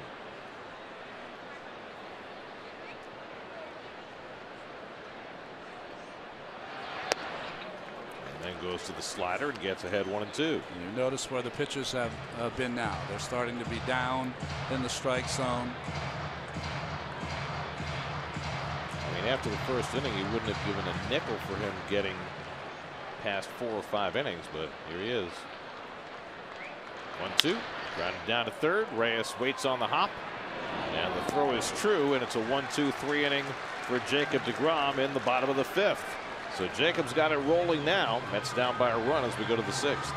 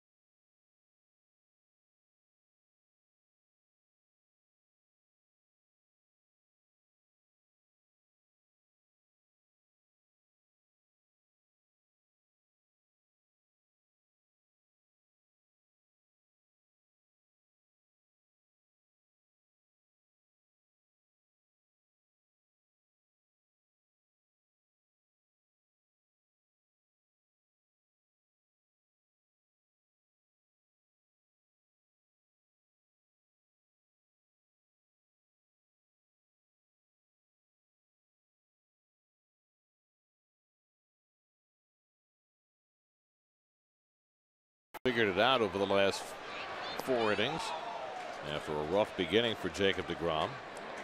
And now the Mets begin their 3rd time around the batting order against Jared Eichhoff. Jose Reyes just trying to make some contact. Has struck out his first 2 at-bats tonight. But it is just not working for Jose right now. Looking at strikes, swinging at balls. I know, that's always the prescription for mediocrity. Eichhoff's got him with the curveball the first 2 times. He tries it again, and Jose pops one up into shallow center. Out goes Galvis and catches it going away for the first out. 6 in a row retired by Eichhoff. Let's check in with the studio. Justine Ward has a game break brought to you by your local Tri-Honda dealers.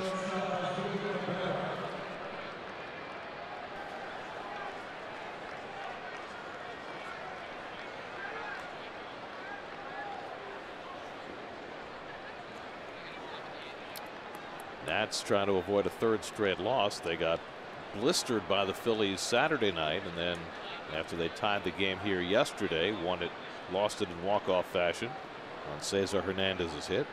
Here's Asdrubal Cabrera, and he takes low and inside.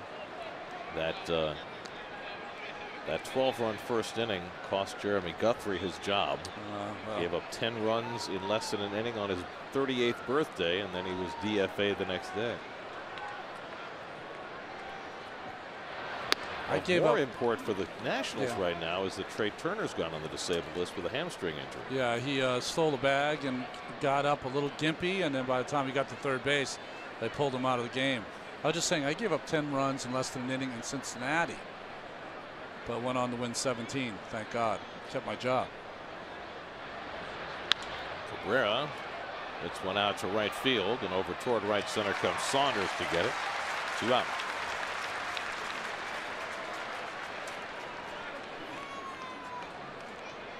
Jared Eichhoff's been in the big league since August of 2015. Went 11-14 last year. Lost his first start this year despite pitching well in Cincinnati. To me, you can throw that 1-loss record out. The team has not been very good. ERA 3.5 in this ballpark. Quite good. Now Cespedes, and the Phillies will overload the left side against him. Cespedes has struck out and popped up.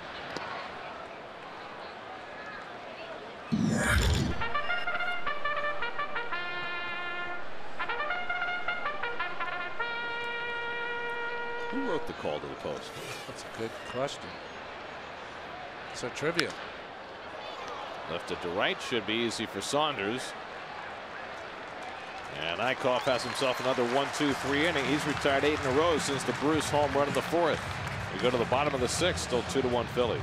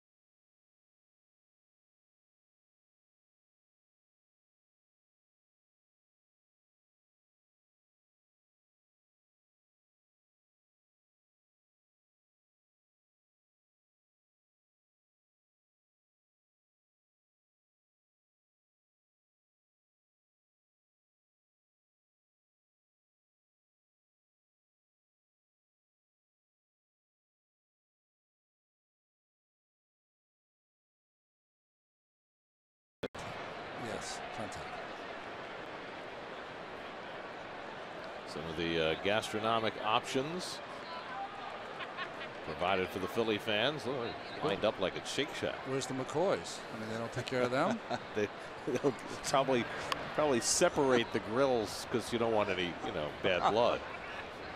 Meanwhile, the Mets left the left side of the infield open, and Michael Saunders tried to take advantage but fouled it off. You see Reyes creeping in a little bit closer now after that first strike. Saunders at a base hit to drive and a run, and the 2-run first for the Phillies against DeGrom. Fouls off the curveball, and it's 0-2. Phillies had 2 runs and 3 hits in the first inning. They've had no runs and 3 hits over the last 4 innings. DeGrom did well to escape the first inning with just 2 runs scoring. Got out of a jam in the third, but he's been far more effective the last 2 innings. And he goes to the changeup to strike out Saunders for the first out. Second strikeout for DeGrom and the 500th strikeout of his major league career. Let's check in with Steve Gelbs. His report tonight is brought to you by Jeep. Steve? Gary, one of the things Curtis Granderson wanted to get back to in spring training this year was playing a shallow center field. He didn't feel comfortable doing that when they made the switch in the middle of last season. But it was interesting to hear why Granderson prefers a shallow center field versus a deep center field. For him, he actually feels far more comfortable putting his head down and running back rather than putting his head down and running forward. And the reason being, for him, he says when you're running back, the only thing you have to worry about is that wall, and you have a warning track to slow you down. But if you're charging hard in and you're looking either at the baseball or putting your head down, you're not quite sure what the infielders are doing. And for him, it makes him a little bit more uneasy than the opposite. Well, it's been mixed results for Curtis early this season. He had 1 ball sail over his head. He had a ball tonight drop in front of him. He's 36 years old. He's not going to be a Gold Glove center fielder. All the Mets want is for him to make the routine plays and hit the way he's capable of hitting. Again, I'll reiterate what I said in the open. That's why I think you have to find time for Conforto. It's not only going to help Michael Conforto, it's going to help Curtis Granderson also be at the top of his game. 1-1 to Rupp, and the curveball off the plate. 2-1. Rupp drew a bases loaded walk in the first inning to drive in the second Philadelphia run. Fouled out in the third. Rom about to throw his 90th pitch of the night, working in the 6th inning. And that's it out to center field off the end of the bat. And Granderson's right there to get it. 2 out. Noah last night went over 100, right? In his 7 innings of work? 103. Okay.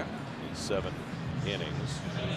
And you wouldn't have given a dime's worth of chance for DeGrom to get to the 7th inning tonight after the way that first inning went, but he might have a crack at it if he can get his 3rd out in hasty fashion. Rock Stassi is 0 for 2. Grounded into a double play to end the first, and then he grounded out in the 4th. And it would certainly help if DeGrom could get deep into this game, because in all probability Terry's going to want to stay away from Fernando Salas tonight. Salas has been his go-to guy in the 8th inning, with Reed closing in the absence of Familia. Has been very heavily worked. So if the Mets were to get a lead going to the 8th, they'd probably go to somebody else tonight, maybe Hansel Robles. We talked about that how emotional Brock Stassi was when he made the team. He made the team probably at the behest of Tyler Goodell, who was a Rule 5, and Eric's brother made the team last year. Right. Who picked up Tyler Goodell? He was just claimed. No. By the way, Ty Kelly today was claimed by the Blue Jays, so Ty is now no longer in the Mets organization. He was designated for assignment earlier last week when the Mets went to an extra pitcher and called up Paul Sewald. I guess, Ty got to go to Israel and was part of Team Israel. Now he gets to go to Canada. Korea. He was in Korea. He's in Canada. Long, strange trip it's been, and it's not May yet. 1-2 coming, and Stassi hooks one deep down the right field line, out. It's the first changeup that DeGrom kind of gave away. And you can see him shaking his head. The location was up also. You know what he did when he gives away his changeup, which isn't often, he slows his body down, and it's a telltale sign that something slower is coming.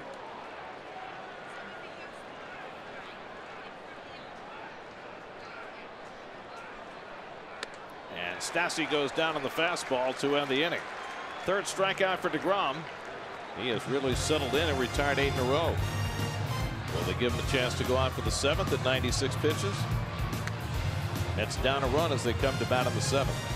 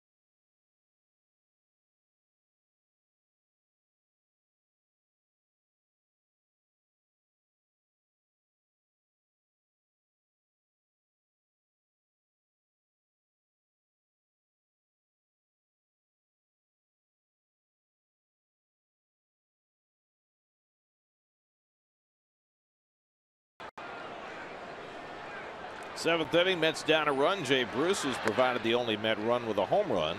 Leads off against Jared Eichhoff. Well, appears that's all for Jacob DeGrom. 6 innings, 1 bad one, and then a tremendous recovery by DeGrom. Well, they're going to be extra careful in April. It's a shame, though, because he's thrown the ball the best he's thrown it all night. Josh Smoker, first man up in the Mets bullpen. Bruce's home run was his 3rd of the year and his 2nd in 2 days. But here's Bruce leading off in the 7th. We mentioned coming into the day the Mets had the worst on-base percentage leading off innings. They haven't had a leadoff man on yet tonight. 0 for 6.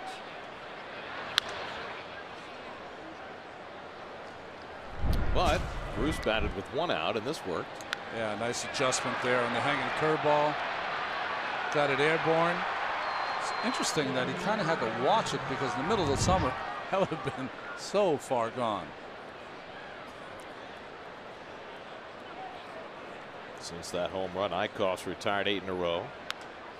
Bruce fights off the inside fastball to stay alive. That was a good pitch there by Eichhoff. Been trying to do that all night.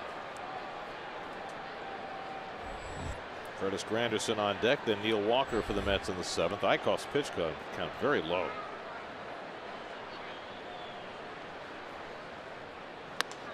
And now a full count to Bruce. Eichhoff has walked 2. They both came consecutively in the 2nd inning. He struck out 7. Allowed just 2 hits. Double by Cabrera in the 1st, and then the Bruce home run in the 4th. 3-2 coming. And it goes to the feet of Bruce for ball 4. And the Mets finally get a leadoff man on. And a tying run on base with nobody out, and Granderson coming up. 3rd walk given up by Eichhoff. And As Curtis gets set to settle in, let's check out tonight's Horizon Trivia question. The last Phillies pitcher to lead the National League in wins.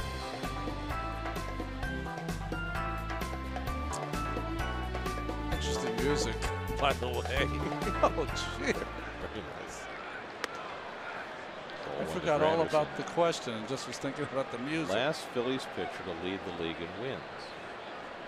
I mean, they had all those great pitchers during their marvelous years with Cliff Lee and Roy Halladay and Cole Hamels. But did anybody in that group lead the league in wins? Good question.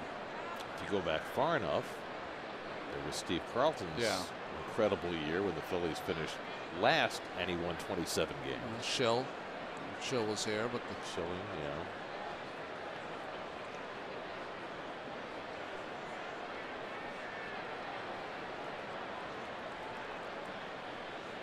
Eichhoff after a leadoff walk behind Granderson 2-0. And Curtis takes that ball high. And now it's 3-0. Dangerous spot for Eichhoff against Granderson, who really likes swinging 3-0 if he gets his pitch.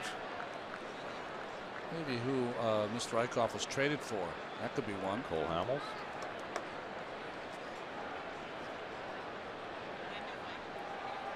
And Curtis swings and fouls it back. He got a 3-0 fastball, but could not do anything with it. One thing about Curtis, he doesn't usually make an out on 3-0. If you've noticed, it's a foul ball or something over the wall.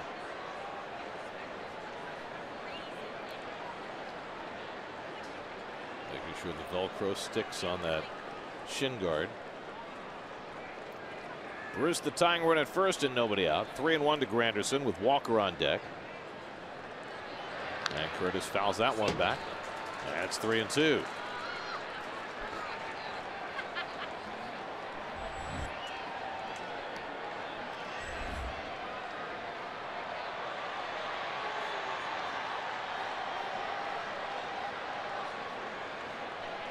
So Eichhoff has battled his way back from 3-0. 3-2 coming to Granderson. Bruce runs. Granderson grounds one. Hernandez on the backhand has to go to first with it, and it gets on by Stassi, and Bruce will go all the way to third. Well, if Bruce was not running on that play, Hernandez would have had a much easier play to go to second. Instead, he had to throw it across his body. Stassi didn't catch it cleanly, and the Mets have first and third and nobody out. Well, it's a great athletic play by Hernandez to get to it. We talked earlier about Stassi getting on the outside part of that bag, which he did there. But sometimes the play is so close. Sometimes it's better as a first baseman to come off the bag. So the Mets poised to try and tie or take the lead here in the 7th inning. And watch Stassi here from the throw from Hernandez. A lot of air underneath it. And he just couldn't get there. You could live with first and second. Hard to live with first and third. So they'll score an infield hit for Granderson, and then Bruce goes to third on an error charged to Hernandez. That error certainly could have gone either way. Yes, it could have. Bob McClure, the pitching coach, out to talk to Eichhoff as the Phillies just now start getting their bullpen moving. He came into this inning with only 72 pitches, but a walk and an infield hit and an error have put him in jeopardy. Tying run at third, potential go-ahead run at first, and nobody out, and Neil Walker the batter. The Phillies will play the infield back at double play depth. They'll concede the tying run to try and get 2 outs as Joely Rodriguez gets up in the bullpen.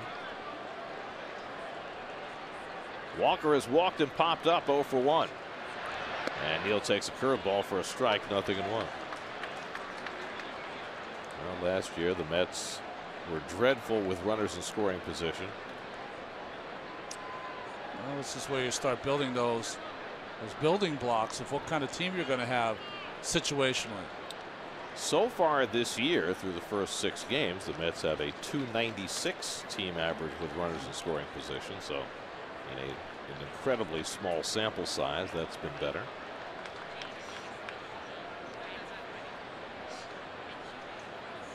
Bruce at third, Granderson at first.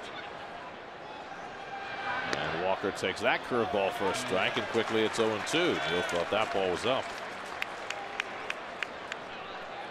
And in trouble. Wyckoff goes right back to number 2. Yes, he does. He might take a shot like he did with Bruce, up and into Walker, and then go back to the curveball. There's the call by Rupp. Up and in around the letters. And Walker hits it out to right center field. Over comes Herrera to get it. Tagging at third is Bruce. The throw is coming home. Not in time, and the game is tied. It bounces away from Rupp, and down to second base goes Granderson. That's huge. Second ball in the inning that's bounced away from a Philadelphia fielder. Bruce took the extra base when the ball got by Stassi, and now Granderson takes the extra base as Rupp couldn't come up with it, and the Mets have tied the game, and they have the go-ahead run in scoring position with 1 out. Well, you got an 0-2 count. You want to make a pitch that the hitter can't get enough bat on. Drifted back over the plate. Nice at bat by Walker. And Herrera, the converted infielder, now outfielder, with a good throw home. Took a little funny hop on Rupp, but you just can't allow that to happen if you're the catcher. They're going to charge the error on Rupp, allowing Granderson to move up, and now the Phillies have waived Lucas Duda to first base with the no-pitch intentional walk. So the Mets, with first and second and 1 out, having tied the game here in the 7th, get Travis d'Arnaud to the plate with 2 men on. And Wyckoff will continue on. Well, he had a similar circumstance in the 2nd with a couple on after a couple of walks, Wyckoff, but got d'Arnaud to hit into a double play. Travis is 0 for 2 tonight. Granderson at second, Duda at first with 1 out. And Travis takes a fastball for a strike. Michael Conforto has come out on deck to bat for DeGrom. So DeGrom now off the hook, and the Mets have a chance to get him a lead here in the 7th.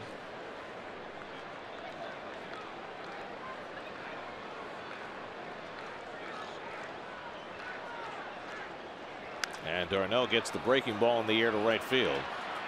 Saunders right there waiting for it. And that's the 2nd out. No advance. So 2 away. And now Conforto will bat for DeGrom. Or will he? Well, it looks like he's waiting for something from the dugout. Waiting to see if the Phillies want to make a pitching change.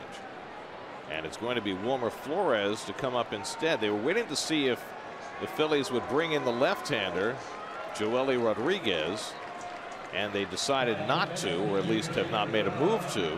And so Conforto is replaced by Flores. I guess out of concern that if Conforto was announced, they would then bring in the left-hander. So rather than waste a player, they'll say Terry will save Conforto for another spot and use Flores here against the right-hander. Interesting. Yeah, it's a lot of thought went into that. I'm not sure the right thought, but so 2 on and 2 out for Wilmer, and he takes a curveball for a strike. Well, it's one of the downsides of having a 4-man bench is you have to overthink these decisions. Well, let's weigh it this way. Conforto against the right-hander, distinct advantage. Against the left-hander, you're behind the 8 ball. With Flores, left-handers he kills, but he also gives you a better at bat against the right-hander. Well, I guess the bottom line is it worth burning an extra player to get Flores against the lefty as opposed to saving Conforto for another spot? Because that's really what it comes down to. If you had announced Conforto and they brought in the lefty, you'd probably have Flores up there anyway, but you wouldn't have Conforto for later on. And Wilmer loops one into shallow center, but there's Herrera waiting for it, and that retires the side. So the Mets get even thanks to a couple of errors, but they're unable to get the lead run home. 7th inning stretch, Mets and Phillies tied at 2.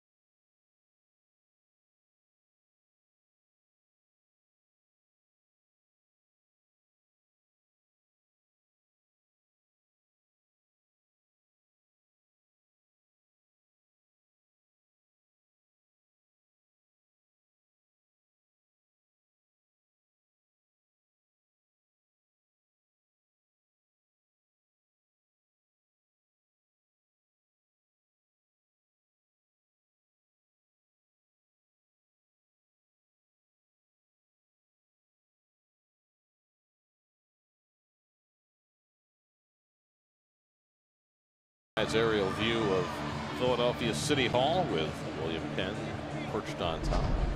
Josh Smoker will take over the pitching for the Mets as we go to the bottom of the 7th. Smoker so far has had some good outings, some outings that have been tough, especially with his control of his fastball. Fastball control and command have not been great yet for Josh, although he's throwing hard. Freddie Galvis will turn around about right-handed against Smoker. Galvis 1 for 2 tonight. Aaron Altair has come out on deck to pinch hit for the pitcher Eichhoff, and then Cesar Hernandez in the 7th. And the first pitch slider in for a strike. So Jacob deGrom gave up 2 runs and 3 hits in the first inning, and then no runs and 3 hits over the next 5 innings. It's a story we have seen before with Jake, but every time he does it, he just impresses you more and more with his ability to make the adjustments he needs to prevent his start from being a disaster. You know, Gary, it's interesting. I know the fans at home love when Jacob's on top of his game and there's 10 or 12 strikeouts and the hair's flowing and it's a great scene. But for someone that did it as a living, Where with the bobble, recovers in time to get Galvis one out. I just think that you're almost judged how good are your poor games. And his poor games are very good. And it's one of the reasons I really appreciate watching him pitch. Well, 6 innings, 2 runs, and a chance for his team to come back. Right, they were down 2-0, and over the course of his tenure in the game, they were able to get back and get even. Now have a chance to potentially win it. And the Mets have never lost a start that deGrom has had against the Phillies. So here's Aaron Altair pinch hitting for Eichhoff, who was able to minimize the damage in the last half inning after a couple of miscues behind him led to an unearned run. Another strong outing by Eichhoff.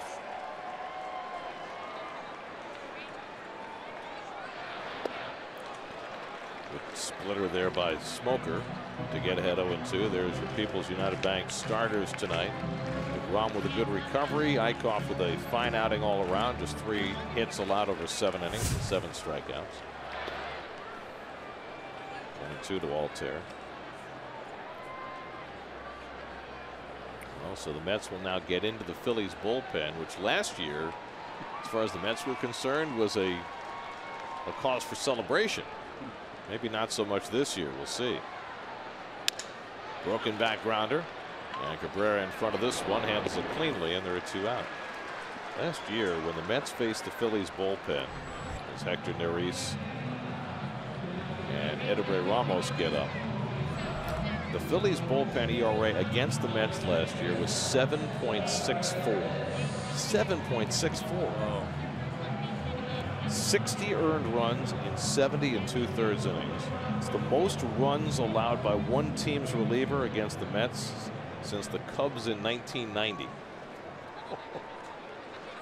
Actually, it shattered that mark, so it was a new record. Yeah.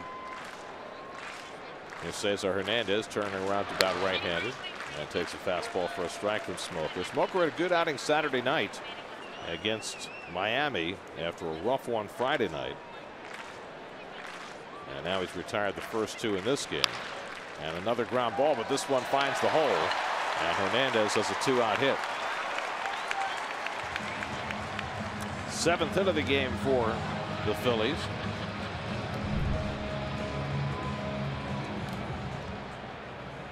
We've seen a lot of balls get through that hole today.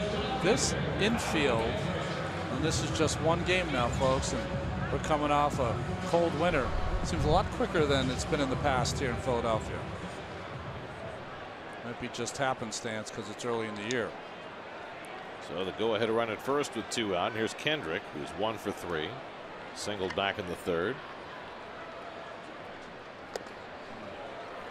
Good changeup by Smoker to start him off.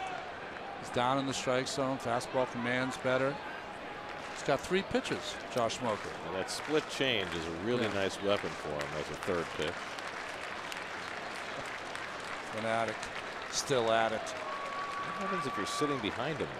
Wow. He takes up so much space. That almost hit Kendrick in the foot. And a good stop by Darnell, 1-1. Fanatic, and he'll let you know this. Much more important than most people. Darnell turns the glove over. tries to hurl his body over there, but he couldn't get there in time. Kind of a fortunate block there for the Mets. Glove save and a beauty. Yeah. And it was outside the net. Well, we opened the broadcast. Noah Syndergaard stealing the Fanatics ATV or whatever he uses there. Scooter. So Noah has a little issue with any mascot, I guess. Maybe it's just stealing things and things being stolen from him. He increased the security. Oh, that's right. Right? Yeah. A couple of caught stealings last night. Rivera was so good. 2-1 to Kendrick with Herrera on deck. And that's up and away. And now Smoker, after retiring the first two, has given up a hit and now fallen behind on Kendrick. 3-1.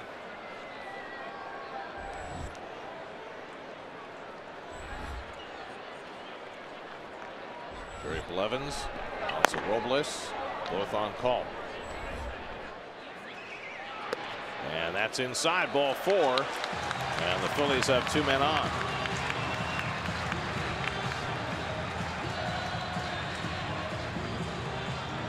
So Smoker getting himself in difficulty now. Odubel Herrera, and Terry Collins has seen enough. He wants Jerry Blevins. So he went with his B left-hander, but with the Phillies number 3 hitter coming up, a left-hand hitter, he'll go with his A left-hander. Blevins coming into a 2-2 game in the bottom of the 7th. Verizon called to the bullpen. We'll be right back.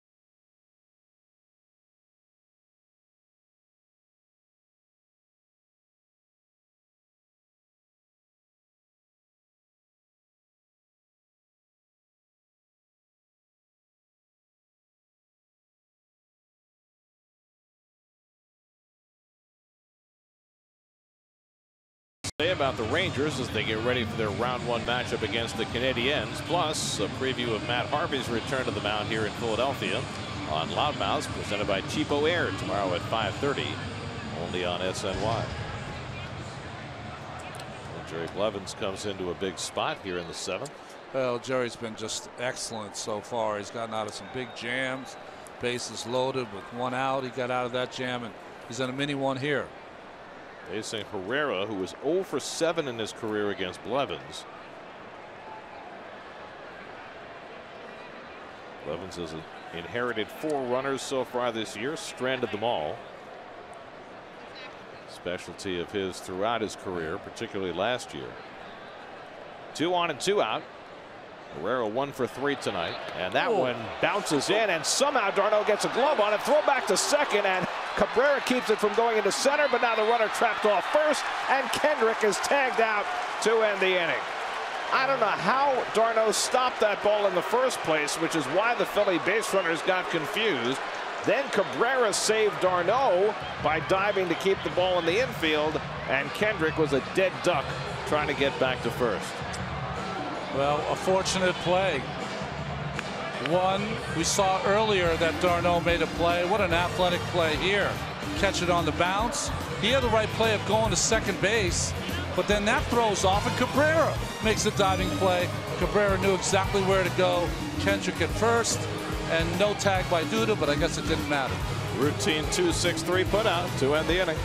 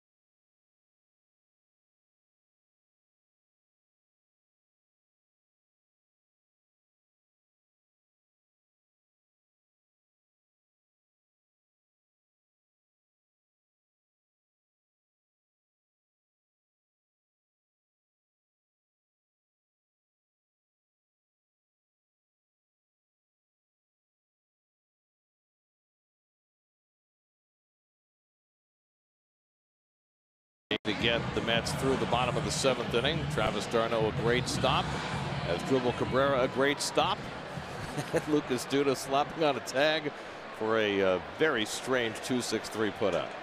Here's your Dodge Mets box score. Only 3 hits for the Mets tonight. Jay Bruce a home run, Neil Walker a sacrifice fly, and now Edebray Ramos on in relief for the Phillies as we go to the 8th. Well, he's been awfully good since he was brought up last year in June. Throws that ball by Reyes, who is in what you said before, Gary, swinging at balls out of the strike zone, taking balls that are strikes. Right now he's in about as deep a slump as you could imagine. 1 for 26 to start the season, and that doesn't even give you an idea of how bad he's looked at the plate. Well, get one here and score the go-ahead run. That could change things. You know, he's not hitting balls hard. He's not drawing walks because he's behind in the count all the time. Well, we referenced the Phillies bullpen ERA against the Mets last year. 7.64, 61 runs allowed, the most any bullpen has ever allowed to the Mets in a single season. It's almost hard to do, run an inning. Bounce to the right side, and Hernandez throws out Reyes, one away.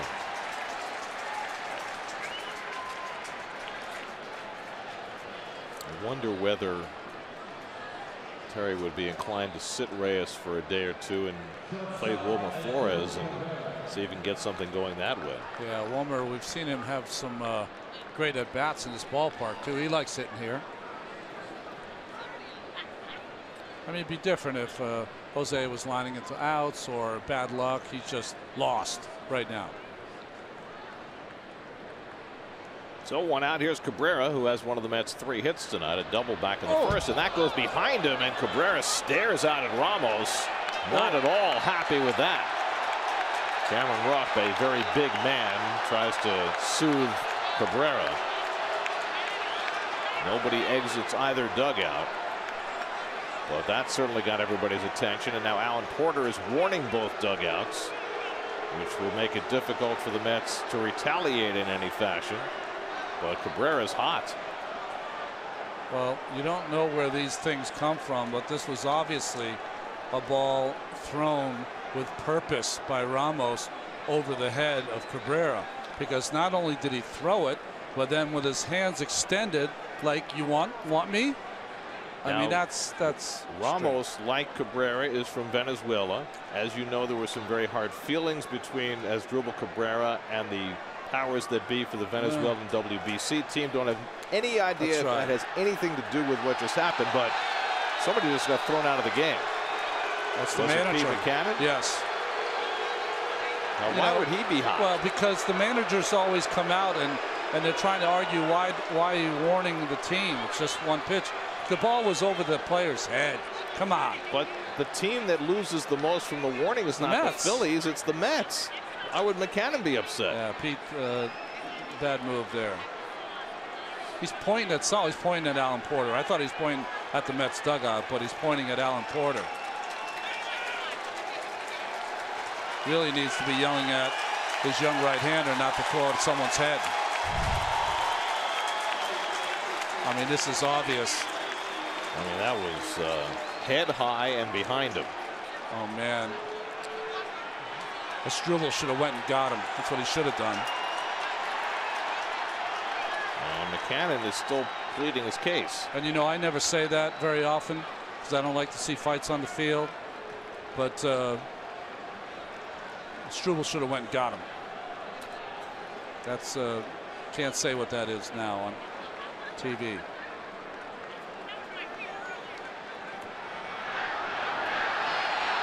Porter runs McCannon.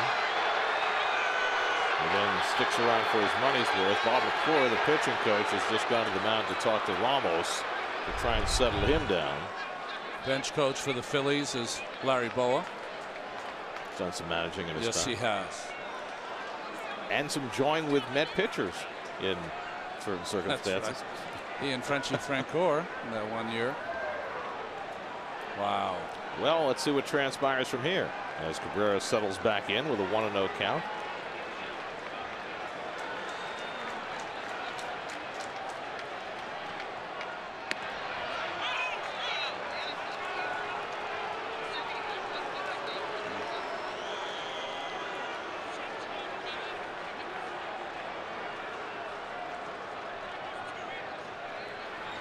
Well, I had forgotten this, but I was just reminded that when Asdrubal Cabrera hit that walk-off home run at Citi Field last September against the Phillies, it was against Ramos, and he had the big bat flip. So that could have been what precipitated this.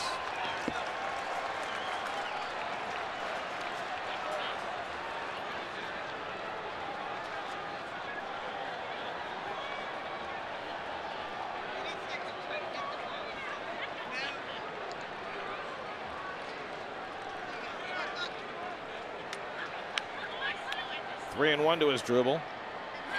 And the breaking ball misses for ball 4, and so Cabrera gets the walk, and the Mets have the lead run aboard. So whatever payback Ramos thought he needed to deliver, he wound up walking the hitter and putting his team in jeopardy of losing the game. Yeah, putting the go-ahead run on. There'll be no speaking between anyone and the Phils and the Mets for the next how many innings they play.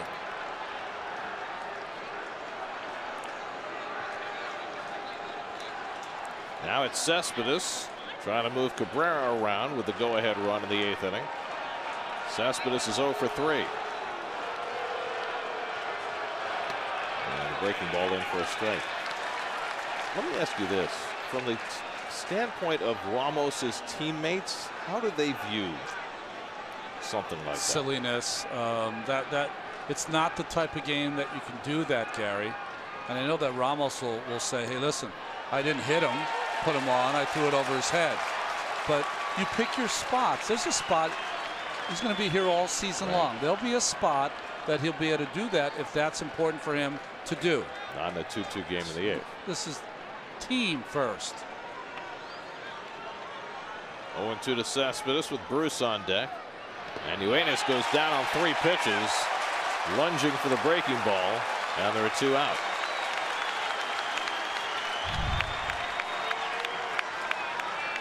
Good breaking ball from Ramos. We've seen Cespedes swinging a couple of breaking balls now off the dish. So now Bob McClure is going to come out. Or is it Larry Boa? I think it's Boa. So Boa gets himself involved. Bench coach. He'll make the pitching change. They'll bring in the left-hander to face Jay Bruce. So Ramos takes his exit after a little bit of a dust-up.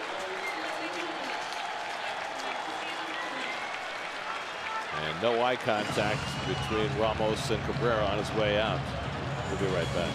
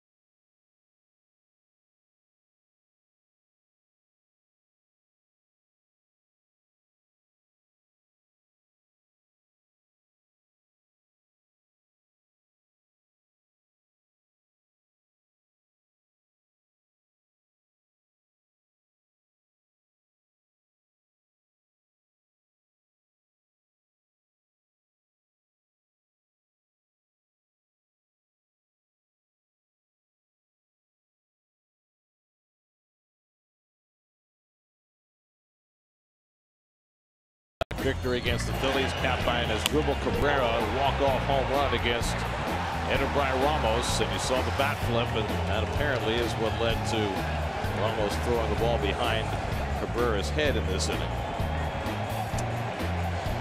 Well, like I said before, I understand if you're a pitcher who takes exception to a guy flipping his bat, but you also have to understand what kind of game your team's in, and it's in a tie ball game. Outs are more important. Take your shot when you have a shot. I wonder whether there's a conversation to that effect going on right now in the Phillies dugout. So Jay Bruce, who homered back in the 4th inning to get the Mets on the board and then walked and scored the tying run in the 7th, will face the left-hander Joely Rodriguez. Gotten off to a slow start, obviously, so far this year. Talented left-hander. Bruce is 2 for 2 against Rodriguez. That's with Cabrera at first and 2 out. Tie game 8th inning. And Rodriguez bounces one over to Stasi.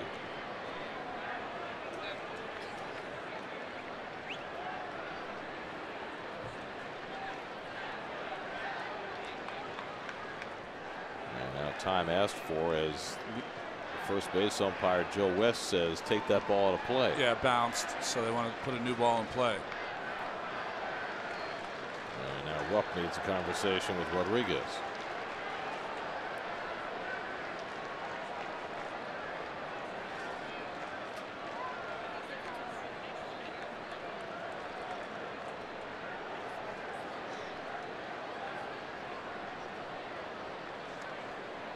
It's a shot across the bow, though, in this Philadelphia Mets 19-game exercise this summer. Interesting.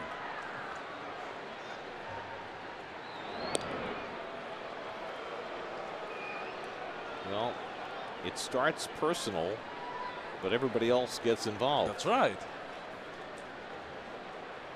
I mean, I'm not sure anybody else on the Phillies would have cared except for the guy who got bridged.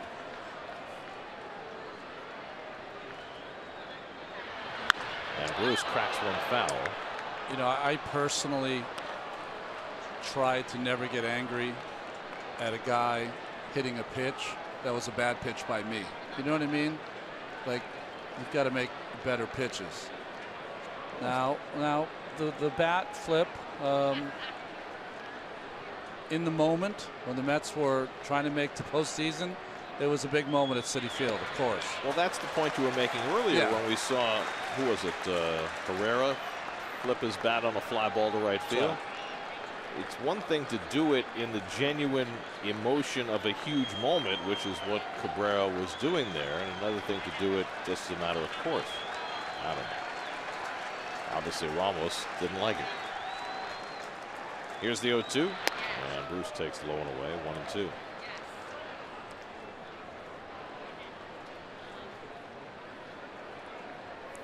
And after the game, when asked, he'll say, pitch got away from him. Malo. Rodriguez ahead in the count, 1-2. And Bruce cracks one to deep right field. Forget that. That is way out of here. Jay Bruce hits it off his own picture. A 2-run shot to put the Mets in front. Bruce with his second home run of the night and his 4th of the year, and it's 4-2 New York in the 8th.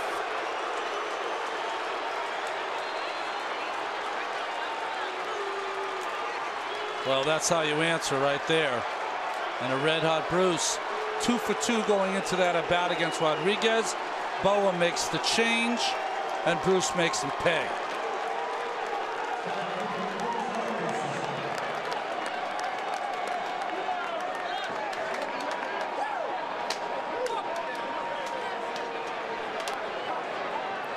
Jay Bruce having himself a terrific first week of the season. 4 home runs in his first 23 at bats, and 2 tonight to put the Mets in front for the first time. 3-quarter delivery, but still a hanging breaking ball. And this was more prodigious than the one he hit off Eichhoff. And you're right, off the Mets emblem and his picture.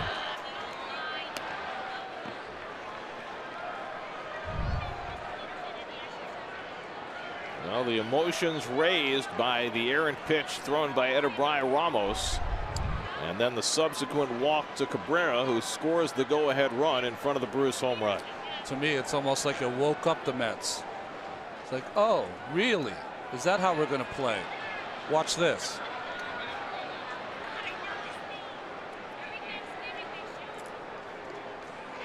Well, Bruce loves hitting in this ballpark, and he's got a couple of long balls to his credit tonight. Granderson takes a strike, and it's 2-1.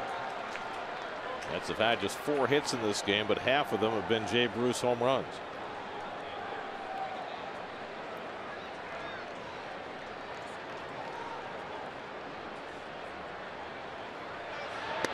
And Granderson with a half cut, 2-2.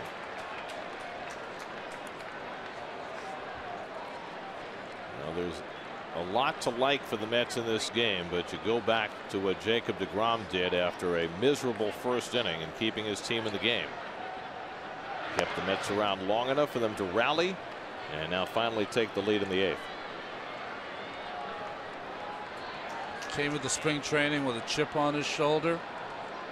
And I'd like to say he knocked it off. I think it's just getting bigger. Whatever works. 3-2 coming, and Granderson pops one foul. Franco trying to hustle over there at the railing and makes a terrific catch. Nice play by Maikel Franco, who had a long way to come playing over in the shift. Edebrай Ramos sets the match, and Jay Bruce makes it blow up. What, 4-2 Mets.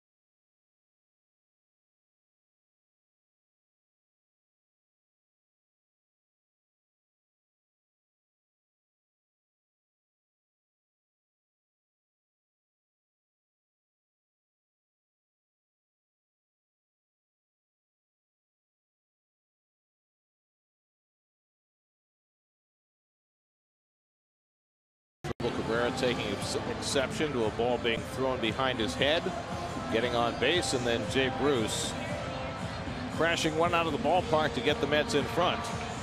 Jerry Blevins, who threw just one errant pitch in the 7th inning, now has himself a lead. You're being kind with the errant, by the way.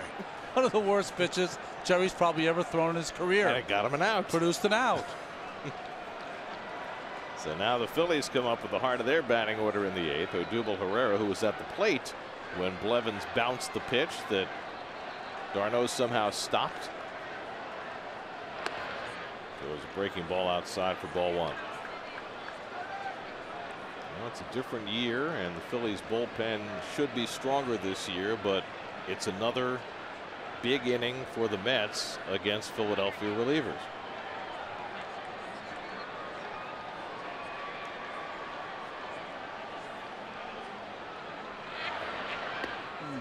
Be interesting to see how Terry plays this inning. He's got Blevins in there to face the left-hand hitter. You got Maikel Franco, a strong right-hand hitter, on deck, and then another left-hand hitter in Michael Saunders. Blevins has got to get through this inning for you. If he doesn't get Herrera and Franco is the tying run, do you then have to go to Robles? Things might change then, but that makes this a big out for Jerry. And he throws a pitch out of the strike zone that Herrera swings out on 2-0. That's hard to fathom. Well, that's today's game. There's a time when you're losing by 2 runs, is that you have to take a strike when you're the leadoff hitter. Those times have changed. I sadly say that. Well, it also points to, for as talented as Herrera is, how undisciplined a player he still is.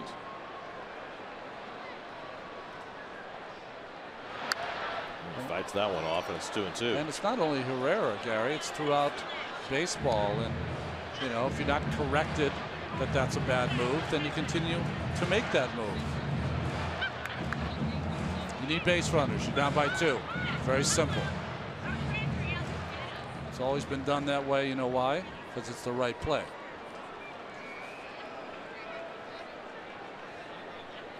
Herrera's 1 for 3 tonight. A blue pit back in the 1st. And Blevins gets him with a curveball. 1 man down.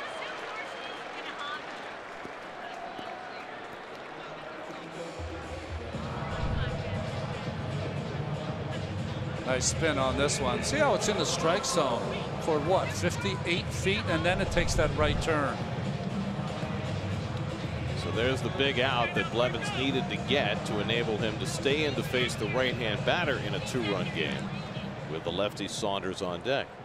Well, we know the splits for Jerry were very good against right-handers last year, but with Familia out, these are the little things your best relievers are going to have to do for the Mets in April. Step up their game, get 1 or 2 more outs per game than they're used to. Franco is 2 for 3 tonight. Single to center, single to left.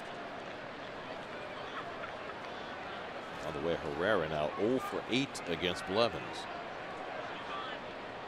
When you judge the effectiveness of your left-handed specialist, you look at the best lefty bats in your own division who you get to face over and over again over the course of a long season, whether that's Bryce Harper and Daniel Murphy in Washington or Freddie Freeman in Atlanta.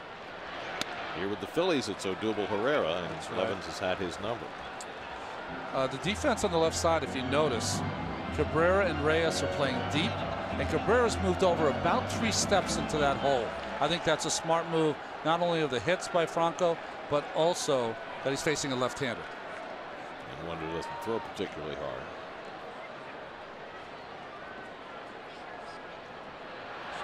And that fastball in for a strike. And now Blevins up in the count 1-2. Jacob deGrom went 6, allowed 2 runs and 6 hits after a shaky start. Josh Smoker worked 2/3 of an inning. Blevins has gotten 2 outs. And just missed outside to Franco, 2-2.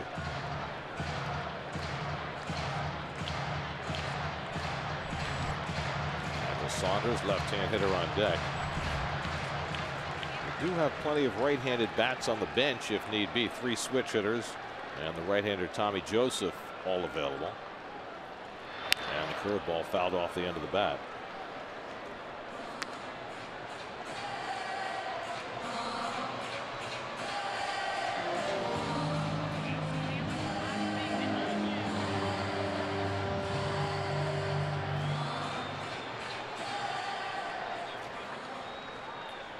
Franco, only 24 years old, has been in a Phillies uniform since 2014.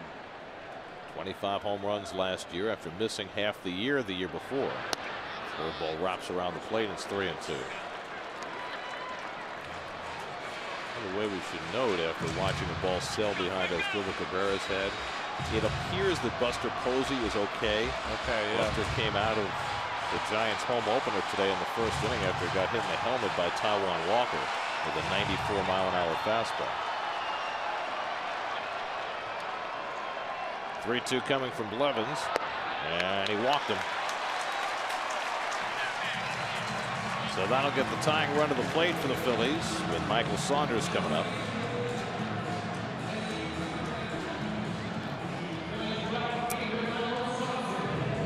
To answer our Verizon trivia question, we asked who was the last Phillies pitcher to lead the National League in wins. Ray Halladay. Good call. I didn't remember that. I didn't know how many he won, but yeah. But they were so good for that 5-year stretch and had such good pitching. I figured he might be one of those guys. Here's Saunders, who's 1 for 3. Drove in a run with a first inning single and takes a fastball for a strike.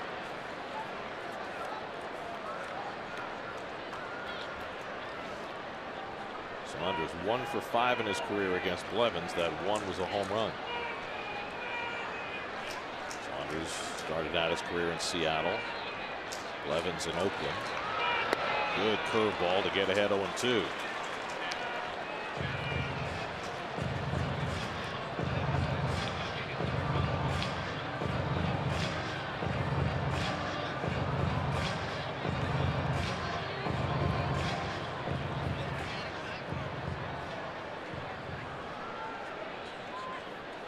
One on, one out. The right-hand batting Cameron Rupp on deck, so this might well be Blevins' last batter. And it's nubbed foul. A good curve from Blevins, who's had good bite on that pitch. Robles up for the Mets. We're going to have a Robles-Rupp matchup. We've seen that one before. Of course, Hansel isn't quick pitching as much as he's slow pitching this year.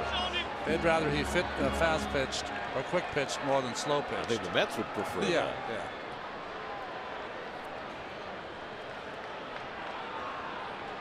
Franco at first and 1 out. 0-2 from Blevins. Curveball looped center field. That's going to fall in for a base hit. And the Phillies have the tying runs on base. Michael Saunders with his second hit of the night.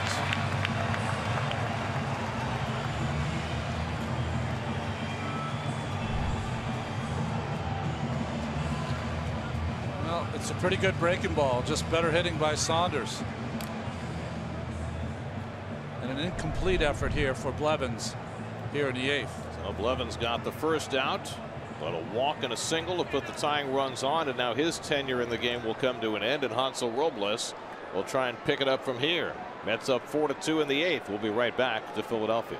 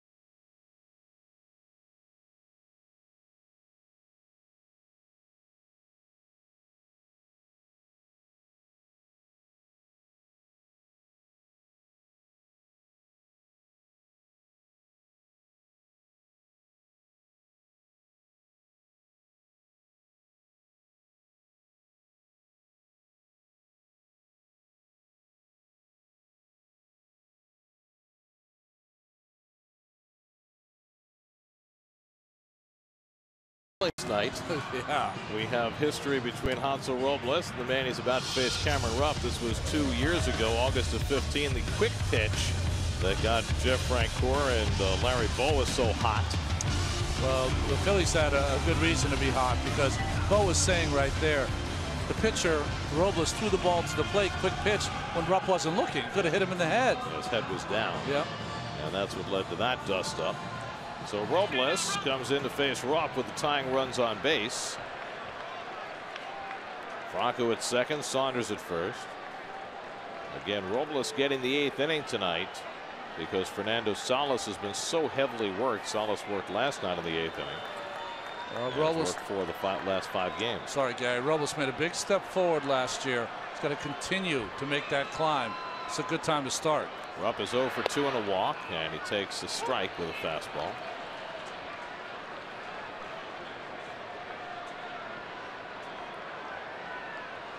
Let's get Josh Edgin up in the bullpen now with the left-hand hitter Stassi on deck.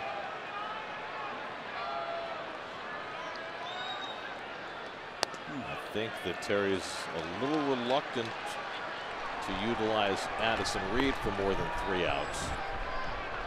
So we'll try and get through this 8th inning without him. The only issue is that if you bring in Edgin and Robles only face 1 batter, they'll bring up Tommy Joseph to face Edgin. Home run hitter, home run power. Grounded to short, not hit hard. Cabrera goes to second. Walker's relay in time, double play.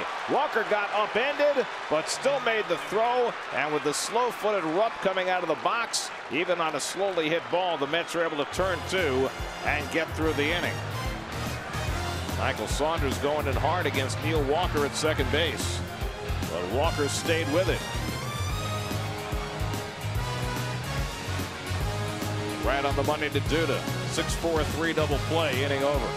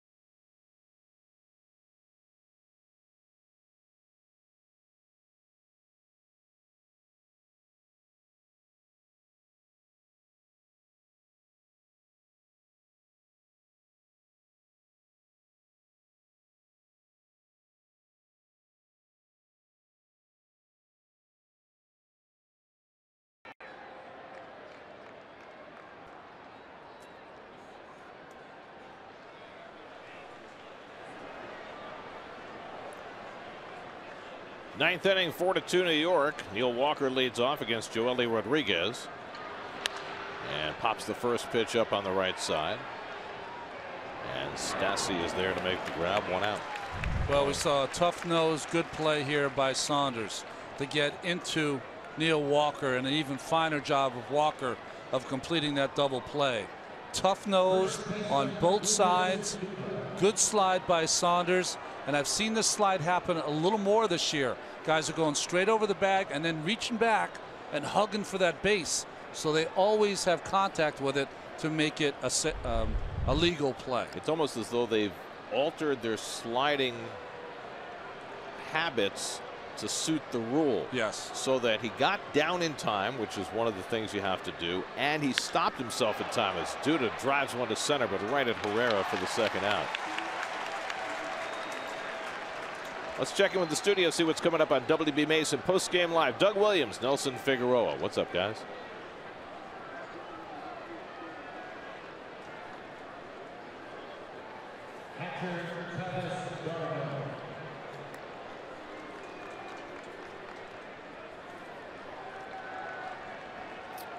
All right, gentlemen. Now Travis d'Arnaud will bat with 2 out and nobody on. Addison Reed is up in the Mets bullpen, getting ready to pitch the bottom of the 9th. Mets were down 2-0 in this game. Got a Jay Bruce home run in the 4th. Scratched out a run in the 7th. Bruce's 2-run homer in the 8th put the Mets in front. And now Reed getting ready to try and nail it down. Hey, Gary, you made a good point. Takes a strike, 1-1. You made a good point. They've changed the slide from guys used to slide on one side of the base or the other. They chose one side or the other. Now they're kind of sliding a little later, right over the top of the bag, to make sure they keep contact with the base. Well, what's also interesting is that's grounded toward the middle of the diamond, and Hernandez with a nice stop throws him out. They're coming up at the end of their slide so that they don't go over the bag past it. Instead, they're going up and into the runner that way, into the fielder that way. We go to the bottom of the 9th. Mets up 4-2 in Philly.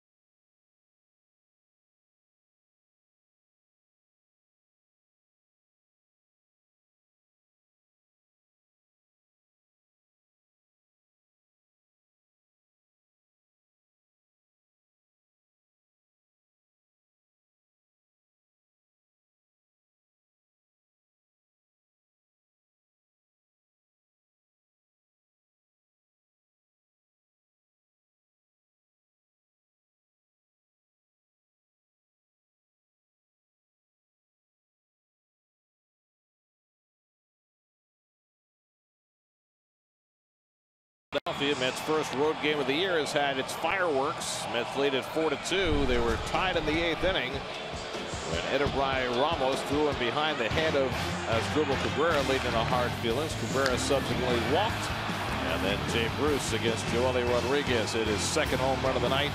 A 2-run shot to put the Mets in front, 4-2. Much to the delight of Senor Cabrera. Well, that walk to Cabrera, that's the go-ahead run.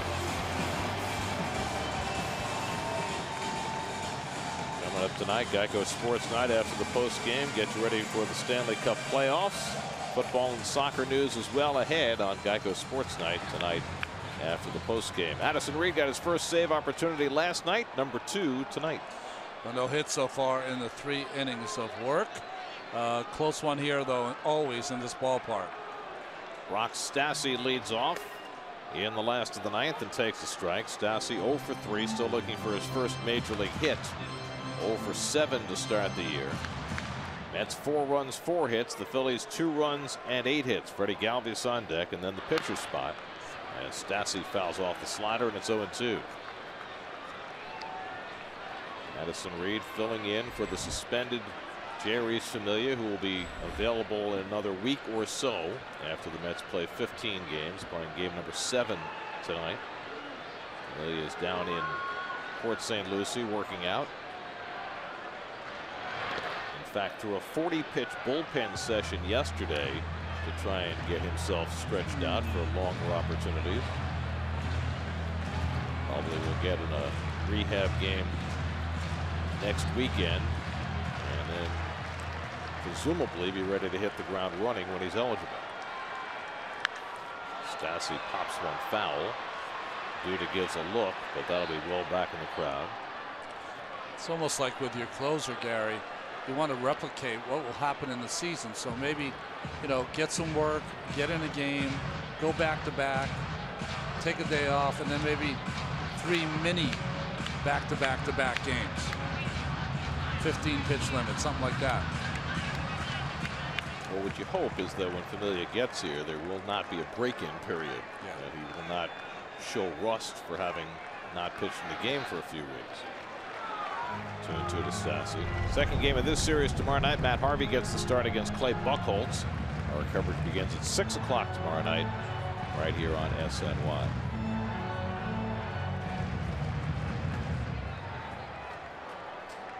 2-2 to Stassi, leading off in the last of the ninth. And he fouls off Reed's fastball. So many interesting things have happened in this game, but the one thing that'll make me buy the Philadelphia paper tomorrow morning is to find out why Pete McCann got thrown out, why he was so angry. I'm sure I'm missing something. After his pitcher threw a pitch behind Cabrera's head, and both benches were warned. That's pulled foul. And again, once those warnings have been issued, it's the team that did not throw the threatening pitch that has the hammer taken away from them, and probably should be more upset than the team that threw the pitch. And yet it was McCann who was so upset that he got thrown out. Terry Collins moving his outfielders. Yeah, especially Jay Bruce, he moved him over. And Stassi keeps fouling away the fastball. Reed had an easy one last night, a 1-2-3 inning with just 10 pitches, a couple of strikeouts, in closing out the game against the Marlins. Preserving Noah Syndergaard's victory. Ninth pitch of the at-bat. And Stassi drives one deep right center field. That ball heads back toward the wall, and it's out of here. Rock Stassi's first major league hit is a home run. And it cuts the Mets lead to 4-3.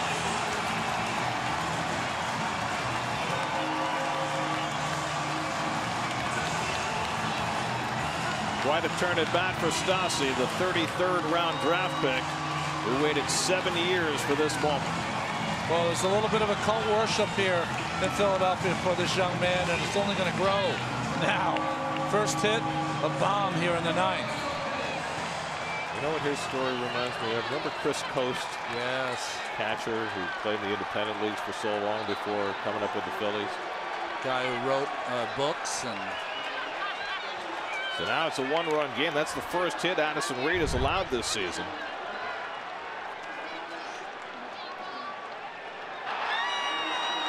I didn't know Stassi had this kind of power.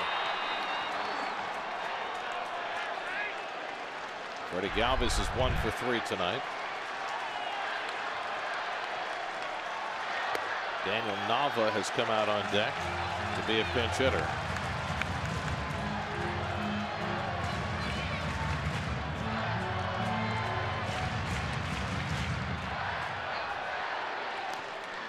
Fouls off the slider, and it's 1-2.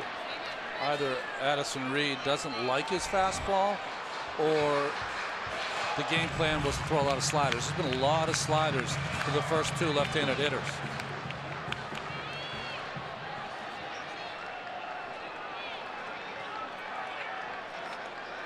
One-two coming. And Galvis fouls off another slider.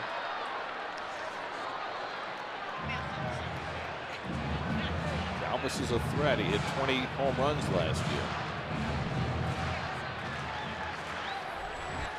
Joaquin Benoit, newly anointed as the Phillies closer, gets up. And now it's 2-2 to Galvis. Things not coming quite so easily for Addison Reed tonight. Galvis is 2 for 3 against him. That's on the outside corner, and Galvis caught looking for the first out. One down in the last of the ninth. This is a thing of perfection from Reed. Fastball away, a little cut on it, so it comes back from outside to in. And boy, half of that ball was off the plate, half of it was on. Now 34-year-old Daniel Nava, who broke in with the Red Sox and has kicked around for the last few years. Remember how his big league career began? First pitch. As good as it can get. First pitch he saw in the major leagues, he had a grand slam. I remember it was a national game and his parents were in the stands. I mean, boy. It started as his Philadelphia career started pretty well also. And the thing about Nava is he's never been a big home run hitter. Well, his game was really on base percentage, great knowledge of the strike zone. And like Stassi, this is a guy who was supposed to have no chance. He was a non-drafted free agent. And when the Red Sox won it in 2013, he played most of that year and had a really good season, hit over 300 that year. Got a ring. Since then he's gone to Tampa Bay, the Angels, Kansas City, and now at age 34 landing with the Phillies.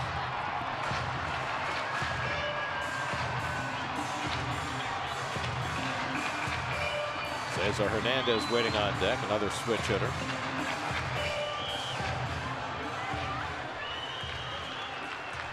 Reed trying to fight his way through this ninth after giving up the leadoff home run. 1-1 to Nava. And that's drilled into right field for a base hit. Chased down by Bruce, and Nava will hold it first, and the Phillies have the tying run aboard with 1 out. Well, there's some good hustle by Bruce to get to that ball. Better hitting by Daniel Nava. Slider in the middle of the plate, turned on by Nava, and a bullet to right. Watch the hustle by Bruce. He gets to the wall, it's a double. Scoring position. Nice play. Nava's thinking about it. If Bruce fumbled it at all, he might have taken a chance. So the tying run at first with 1 out. Now Cesar Hernandez, who's 1 for 3 and a walk tonight. And a fastball in for a strike.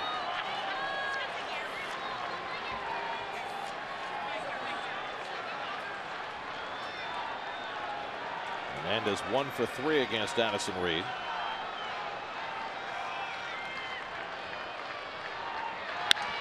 And he hits one in the air to center. Should be playable for Granderson. Tagging at first is Nava. Granderson makes the catch. Nava's going to stay put. And that's the second out.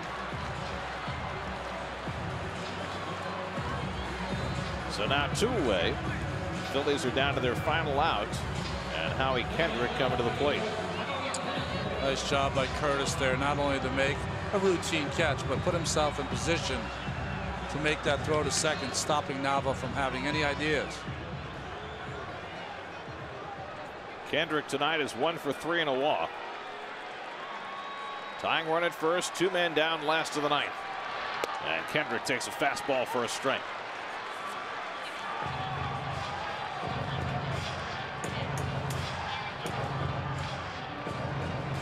Reed at 21 pitches already here in the ninth. Up and in, 1-1.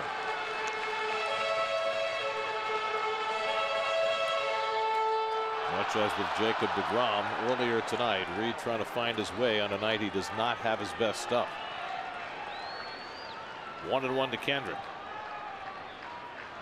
And the slider in for a strike. And it's 1-2.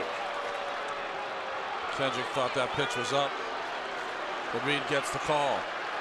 So now the Phillies are down to their final strike. 1-2 coming. Fouled it back.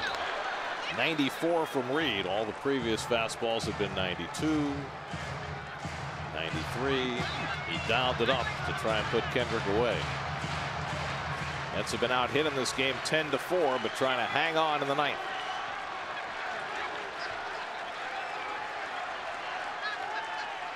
Again, the 1-2.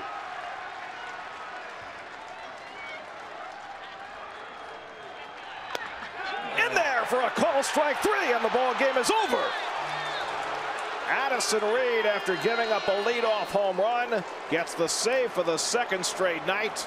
2 home runs for Jay Bruce. Some hard feelings between the Mets and Phillies. Jacob deGrom keeps his team in the game, and a hard-fought 4-3 win for the Mets in their first road game of the season. Well, the last pitch by Reed, he had 2 paint. 1 to Galvis, and then this one to Kendrick.